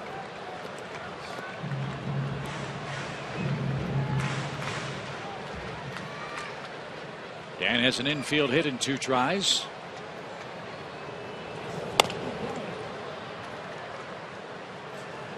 And again with that shift on, Uggla pulls it foul down the third base side. And there's the ball there, Joe, that I think that the ball's actually, I think, a hanging breaking ball inside that you can't keep fair if you've got a good approach. And a swing and a miss. 3 up, 3 down in the home half of the 7th inning. We go to the 8th. Thornburg, Garcia, and Wood pitching beautiful ball tonight. We're tied 2 apiece.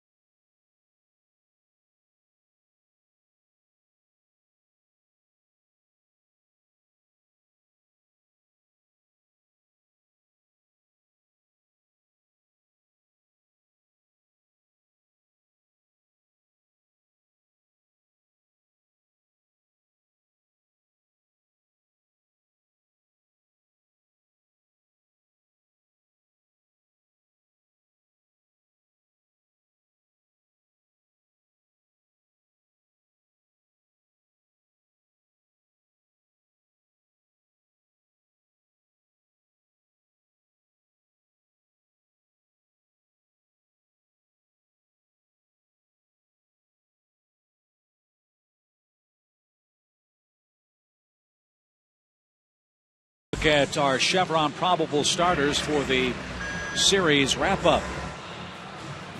Kyle Oesch, Paul Mahalam, both 10-10 on the year. Murph, remember, Kyle Oesch was a very late signing by the Milwaukee Ball Club. And he told you last night, it was rumored that he was placed on waivers, and the Braves put a claim on him on or about the trade deadline, and Loesch was brought back. So had that gone through, it's quite possible Loesch could have been in the Braves starting rotation. Instead, he's still with Milwaukee and will pitch here tomorrow night.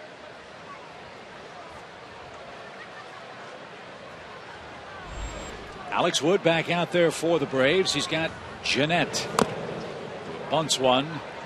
It will kick foul for a strike. Scooter scooted, but he's back at the plate down a strike. Well, that would have been interesting, I think, in the Braves' effort to get some veteran pitching. Got to try and get a guy like that if they're going to put him out there. And who knows what will happen in the offseason. Maybe Loesch will be available, maybe not. Many times those waiver situations are used as exploratory missions.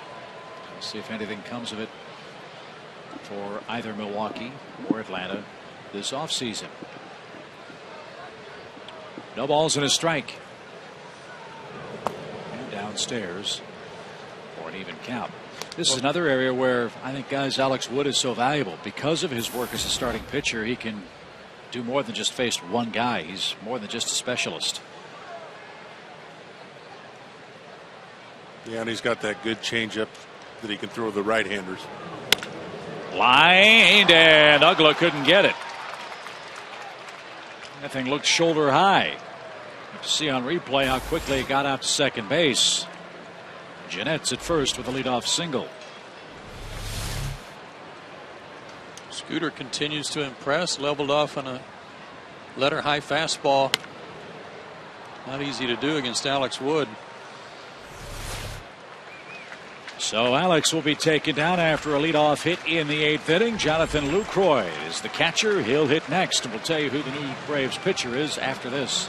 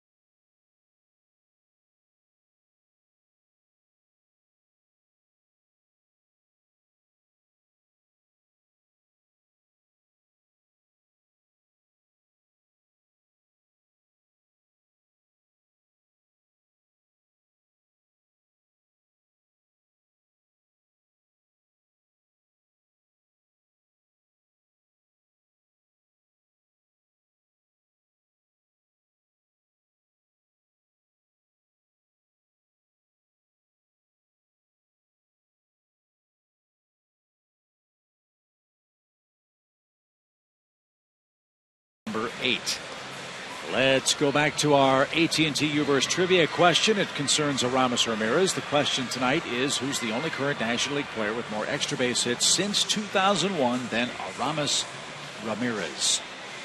You're going with Todd Helton? I'm going to go with Todd Helton. Just the Coors Field factor. And yeah, I'm going to go with that same Coors Field factor and Matt Holliday, who started his career there. I'm going to go with Carlos Beltran. Oh, good one. Very good call. Let's see if the three amigos get it right. And it is Carlos Beltran. Way to go, Murph. First major league save for Dale Murphy. Beltran, 790 extra base hits.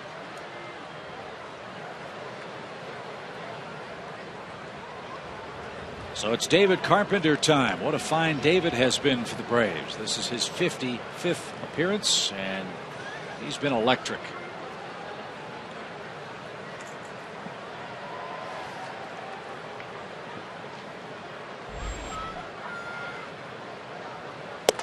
Lucroy's faced him 3 times. Make that 4 times. He's 0 for 3 with a walk. It's a big time adjustment for these guys after facing crafty Freddie Garcia. Carpenter coming in here throwing some gas.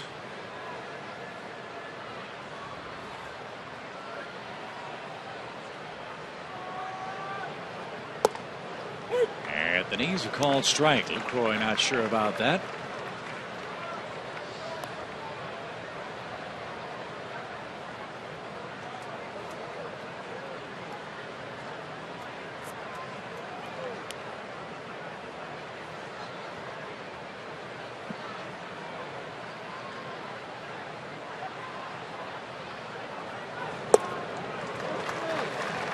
Didn't get the slider. 1-2.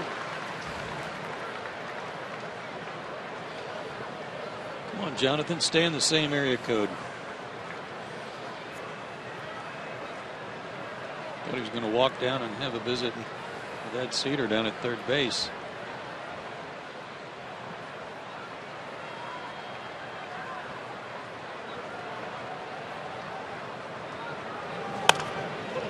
Little late. And Lucroy's still alive. A ball and 2 strikes. I think he got those 2 sliders, the one he didn't like the call on, and then the one that he swung and missed, and was still blaming Dana DeMuth for that too. Yeah, I think that's what that long walk was about. Trying to get that out of his system, that one he thought he missed. And then he talking about that adjustment coming from Freddie to Carpenter in '97. Brewers think a lot of this kid behind the plate. Lucroy debuted in the big leagues in 2010. Originally a 3rd-round pick. They've already locked him up to a long-term deal. He signed a 5-year contract in March of last year. He's under contract through 2016 with an option for the 2017 year.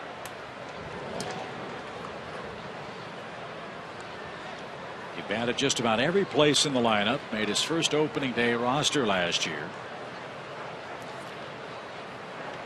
And he rewarded Milwaukee with a .320 season at the plate in 96 games.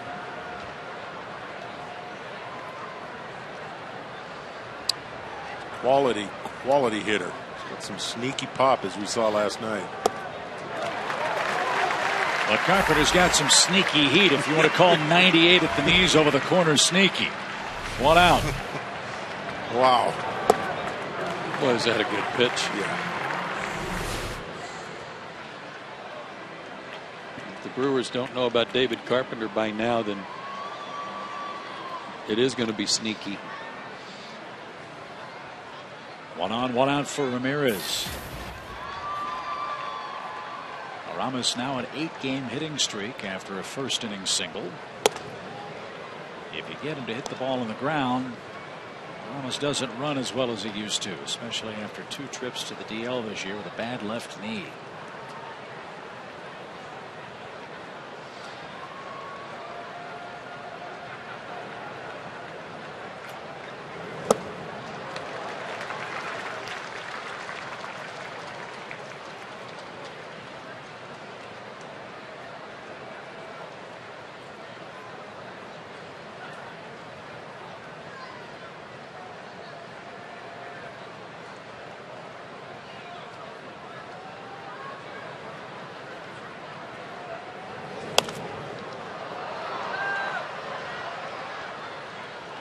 That's how to play foul, and Ramirez behind 1 and 2.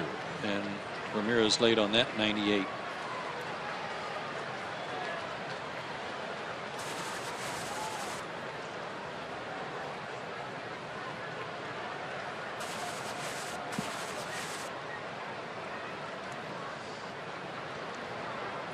People with the Brewers tell me that Ramirez is and has been a great influence on other young Latin players who come to their organization, come to the big leagues.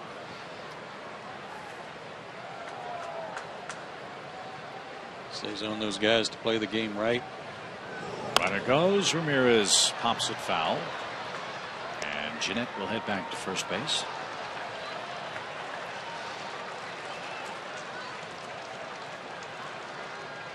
How to carry yourself, how to act like a professional. So his influence on the ball club goes beyond just driving in some runs and winning some ball games. It's being a steadying influence too.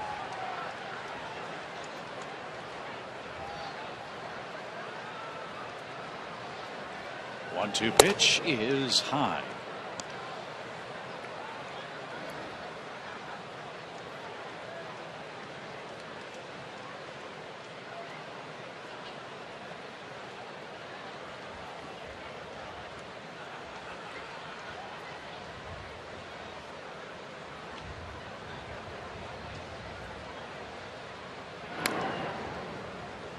Ramirez with 12 homers this year now has 351 of them. Brewers media guide says only Mike Schmidt, Eddie Matthews, Chipper Jones, Greg Nettles, and Matt Williams have more homers as a third baseman than this guy. He broke in with the Pirates in 1998. Again, Jeanette runs. Ramirez puts it in play. Elliott Johnson plays it to the side and makes a good effort. He gets Ramirez to roll out. Jeanette at second, 2 out for Gomez. Wow, that's not an easy play. Get caught in between and realize you're going to have to take a tough hop here. Not just that, Murph, but with the guy running from first. If he doesn't make that play, he's at least at third and may have a chance to score the go-ahead run. So he really had to make sure he got leather on it some way.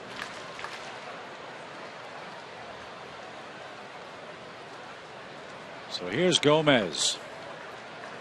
You know he's going to swing hard. Let's hope Carpenter misses his bat. Carlos is 0 for 3 with a strikeout tonight.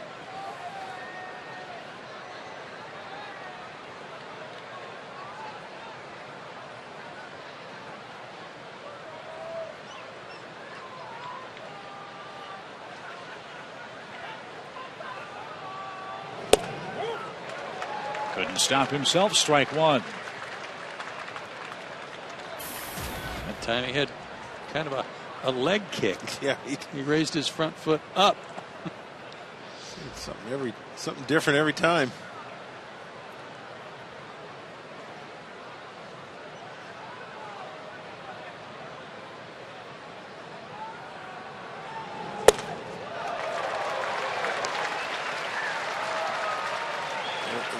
That leg kick was even more pronounced. Yeah, it was. Yeah. And when you're doing a high leg kick on 97 and above, you got way too much working. Well, especially if it's an experiment. Yes. Especially if you're making it up as you go. Yeah. He does seem like he wings it every once in a while out there. Tried to bunt one time out. Did he try to bunt tonight? Did I see that? Yes, he did. Bunted it foul. Pushed it down. Pushed it foul. But I'll tell you, I mean, we're kind of having fun. His helmet comes off. He's thrown the bat. He's punched out a few times, but overall, I like the approach of a young kid that plays aggressive in the outfield. He's aggressive at the plate. You can back off of that. It's hard to ramp that up if you don't have it inside of you.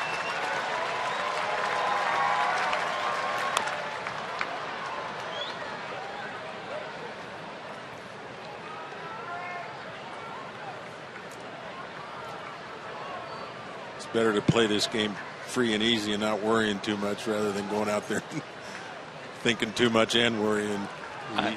He looks like I like his approach so far. I don't think there's a whole lot clouding his thought process. He'll be 28 this December. He's had a big year for Milwaukee. 0-2 pitch. Struck him out. Carpenter, another very effective inning. Scooter Jeanette left stranded in the top of the 8th inning. Johnson, the pitcher spot. Jason Hayward coming up. We're still tied 2 apiece.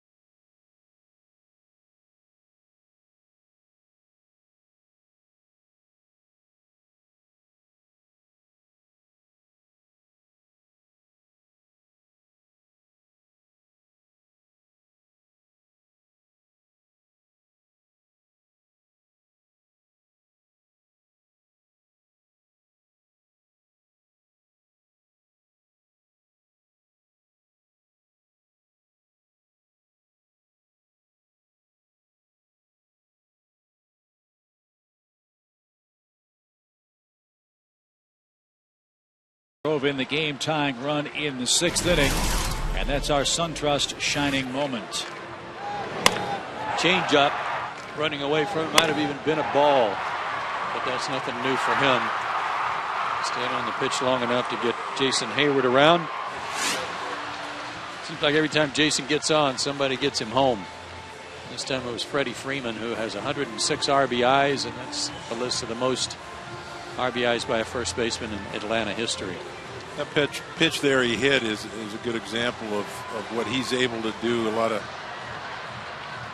guys have a little bit tough time, but guys on base, second or third, and you can expand your strike zone a little bit. You can go outside the zone to drive in a run.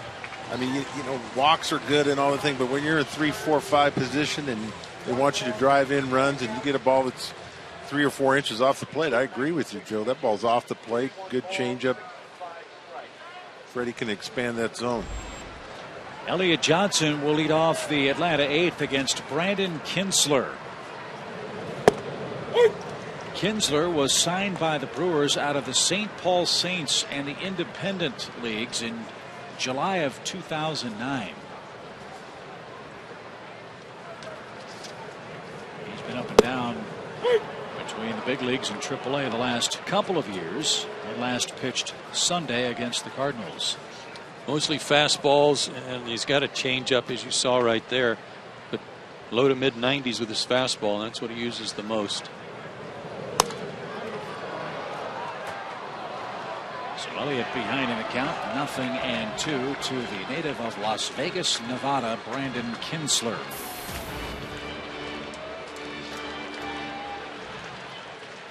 Jordan Schaefer has a bat. He'll pinch hit for Carpenter next. Ooh. 92 and biting in on Elliott Johnson. Somehow the ball missed him.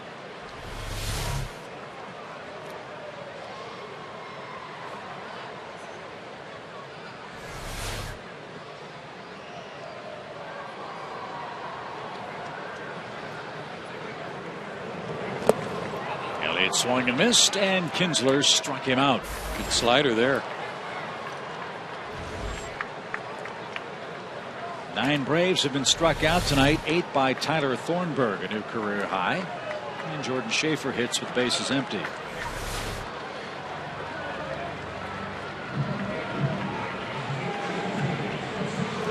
Let's see if Jordan can use his legs here to get a rally started for Atlanta. We're tied at 2. Hayward's next.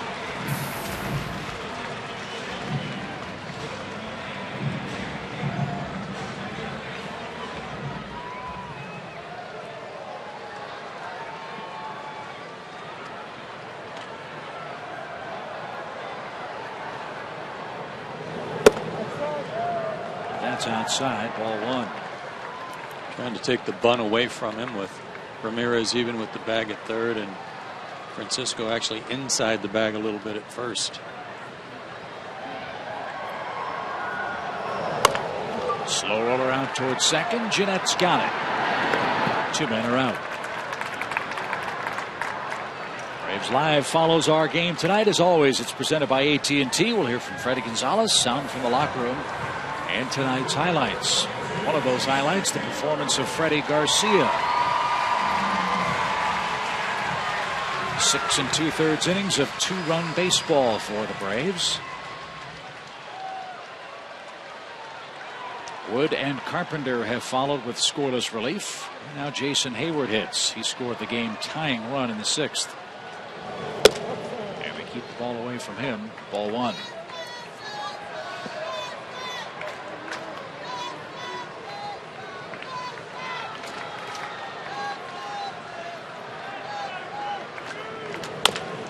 High hopper left side. Ramirez gloves, grabs, and guns.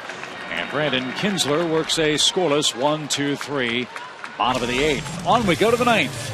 2-2 your score.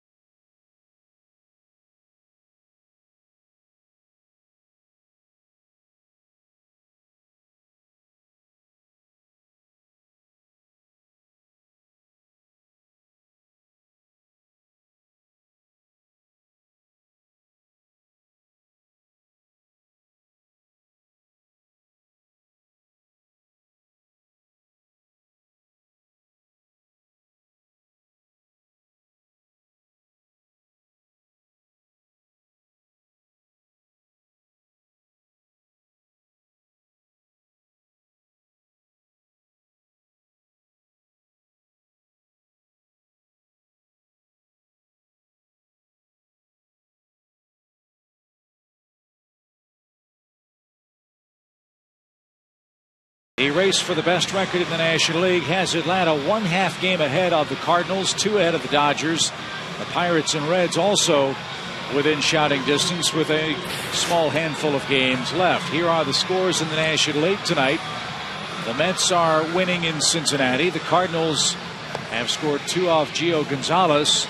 And the Pittsburgh Pirates got to celebrate a playoff spot in Chicago. Back-to-back playoff celebrations in the visitors' locker room at Wrigley Field on successive nights. And the Dodgers and Giants resume hostilities in San Francisco in about 45 minutes. Well, as good as scouting is these days, I'm sure the Pirates saw what the Braves did in their celebration, and then they just tried to one-up it a little bit. But congratulations to Pittsburgh, and it's been a long time for them, and great job by Clint Hurdle and their whole staff. That's great for the city of Pittsburgh. Craig Kimbrell is on to face Gindel, Francisco, and Bianchi. We all know about the day Sid slid, right?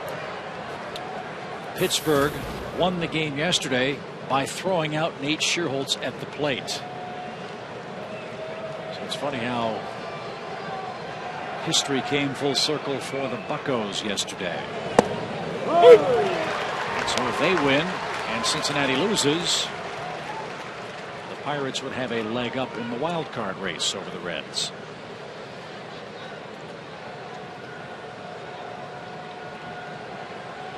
The ball and a strike to Caleb Gindel. He's 0 for 3.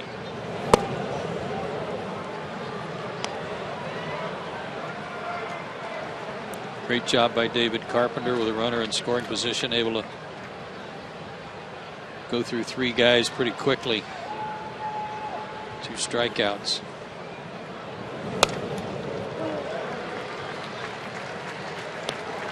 Caleb Gindel just worked his way slowly but surely up to the big leagues through just about every stop in the Brewers chain, and always hit. I think only one season was he not in double digits in homers, and he's not the biggest guy. He's 5'7", about 210. Solid. Matt Stairs like. Yeah.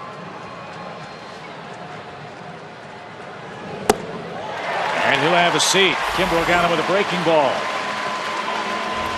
1 up, 1 down for Juan Francisco. Well, we all know how tough that pitch is to hit off of Craig Kimbrell. You see that 97, 98, 97, 98, and you just falls out of the strike zone. But if you don't get it going, you see it coming into the strike zone, you just, especially lefties, have no chance on that hard breaking ball. 10 Brewers have been struck out by the Braves staff tonight. And here's Francisco. Juan singled leading off the 7th. Breaking ball, strike. In the bottom of the 9th inning, Upton, Freeman, and Gaddis are coming up for the Braves. Jim Henderson is loosening in the Milwaukee pen.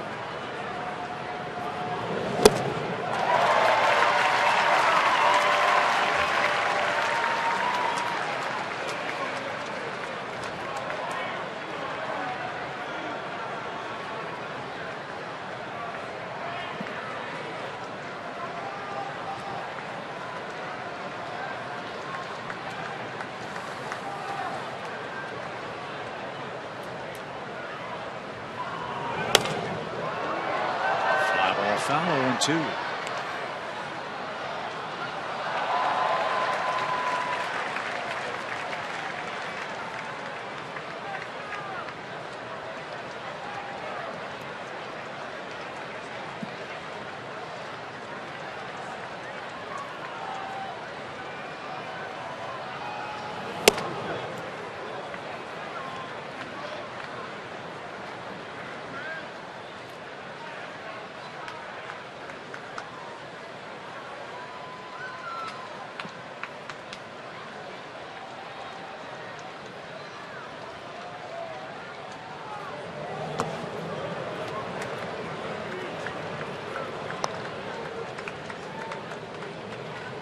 Greg respecting Juan's power, kind of through that breaking ball, trying to make sure he didn't leave a pitch out over the plate.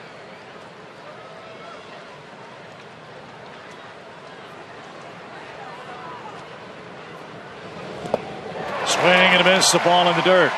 And Francisco's tagged out by Brian McCann for the second out.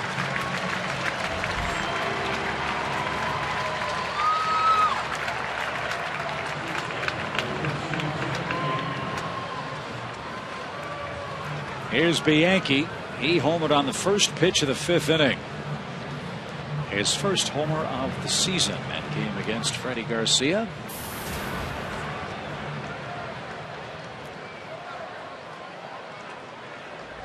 Bianchi, though, 5 hits in his last 32 at bats.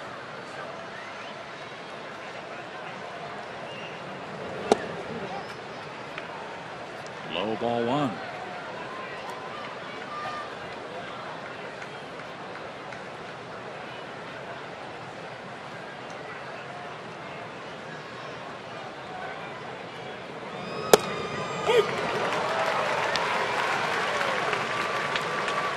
Greg told Freddie Gonzalez that he didn't need any lengthy rest. He said, if I'm just using the games where I should be in, then I'll have some gaps in there, I'm sure, but use me when I'm supposed to be used. And he said he'd be very happy with that. On the ricochet, that ball ends up in the stands. I've got a piece of Brian McCann's mask. 1 ball, 2 strikes.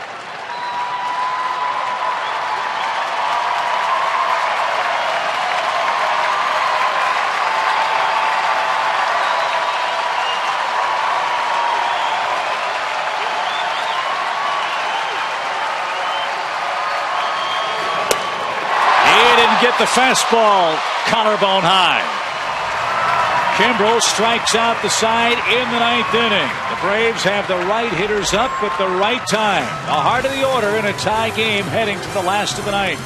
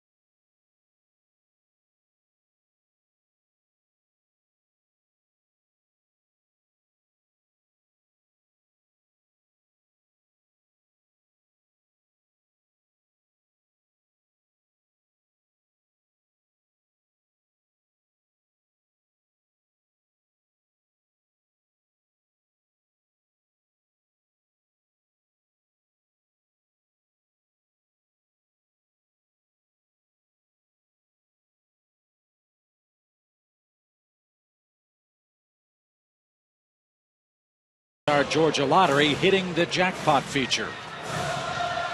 Arizona with a nice lead. They'll go on to win that category this season, but the Braves second, 1 ahead of Cincinnati. And they'd like to add to that tonight. Talked about this earlier, Dale, with Justin Upton swings. A couple hard hit balls to right field. Both caught, both outs, but still able to turn on a ball his last time up. That set the stage for the Braves to tie the game. Yeah, swinging well. Donovan Hand, the new pitcher, 4-pitch guy, fastball in the low 90s, slider, curve, change. And 4 losses.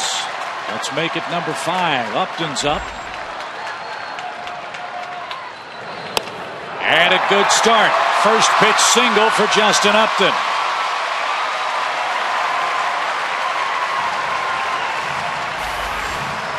Well, to your point, Joe,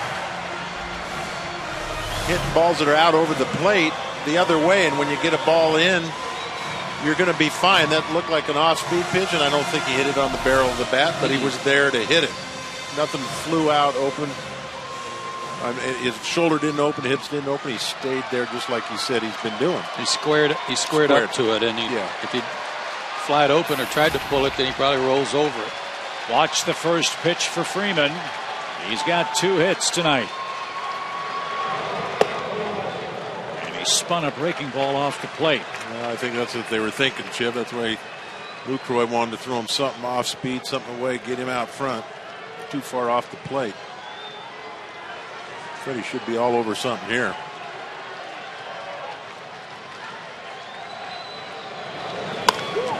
Fly ball center. Gomez is going to have room, though. 1 out.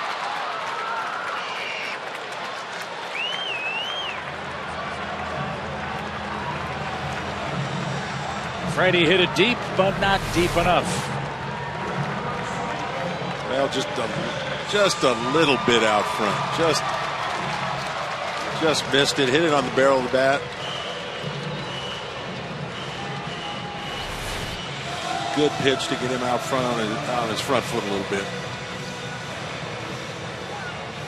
Evan Gaddis a 2 for 3 night. Evan doubled home Freddie in the 4th inning. He's also singled tonight. That came in his first at bat in the 2nd.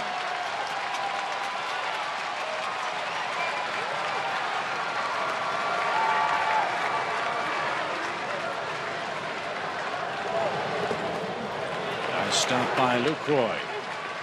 4 straight breaking balls. And the scouting report on Donovan Hand is you're not going to see a lot of fastballs. His fastball's over 90, but he is mostly a changeup, off-speed, ground ball artist.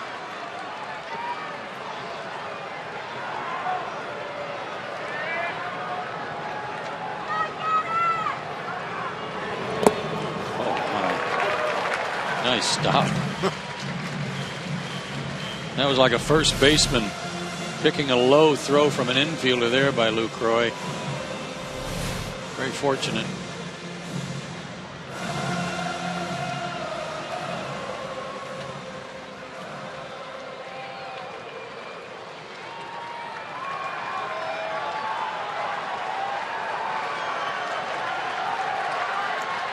Two and 0.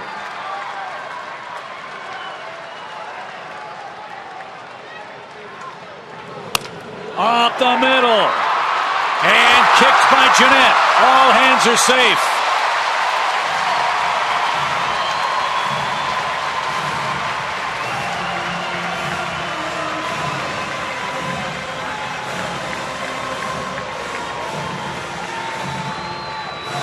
I don't know if Jeanette thought they were going to have a play at second or not, but he may have taken his eye off this ball a little too soon.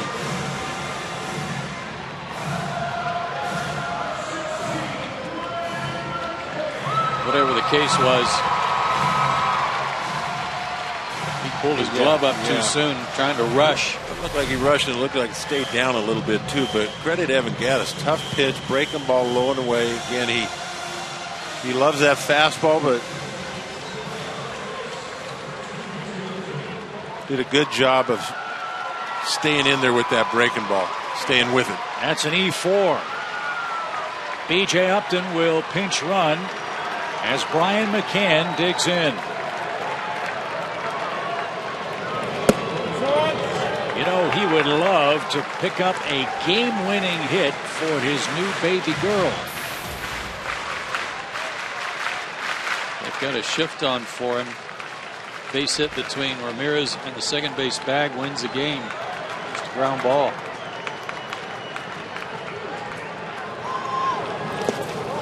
Lucroy, another great stop. Right now, he's the MVP of this inning for Milwaukee. He's saved a couple of wild pitches. Well, he's putting on a show back there, a real clinic about how to shift on a breaking ball and keep it close. I wonder if the one he stabbed with his glove only, he said to himself, I was pretty lucky on that one. I better get out there on the next one. He did a good job of blocking that one. I just don't understand. I guess you got to shift if you're going to commit to it, but ground ball left side wins this game for you. 2-0 breaking ball, slow curve, 70 miles an hour. Still a hitter's count, now 2-1 for Bryant.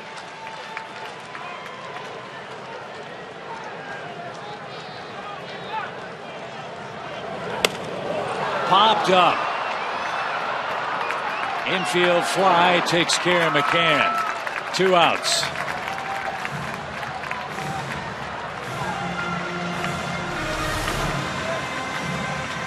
After all that off-speed stuff, you get a 90-mile-an-hour fastball, and it feels like about 190.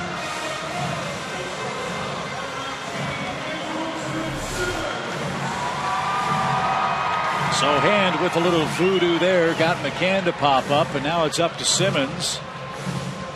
He hits with 2 on, 2 out. And he'd like to change an 0 for 3 night. He likes the first pitch in these situations too.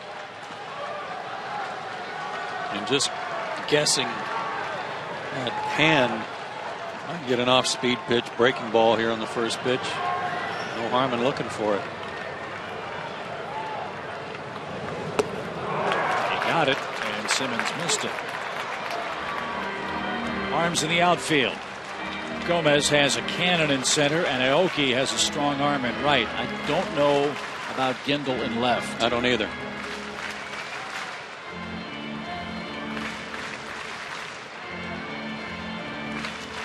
So we'll find out with you if Simmons hits it to left. Upton at second, B.J. Upton at first, 2 outs.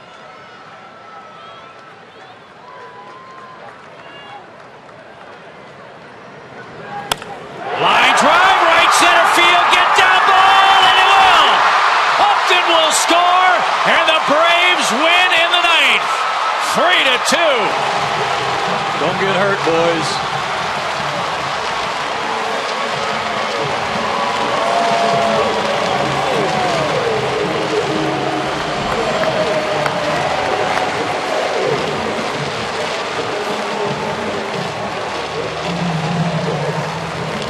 What I said may have been echoed in the dugout by Freddie Gonzalez when they were all running out there. Don't hurt anybody.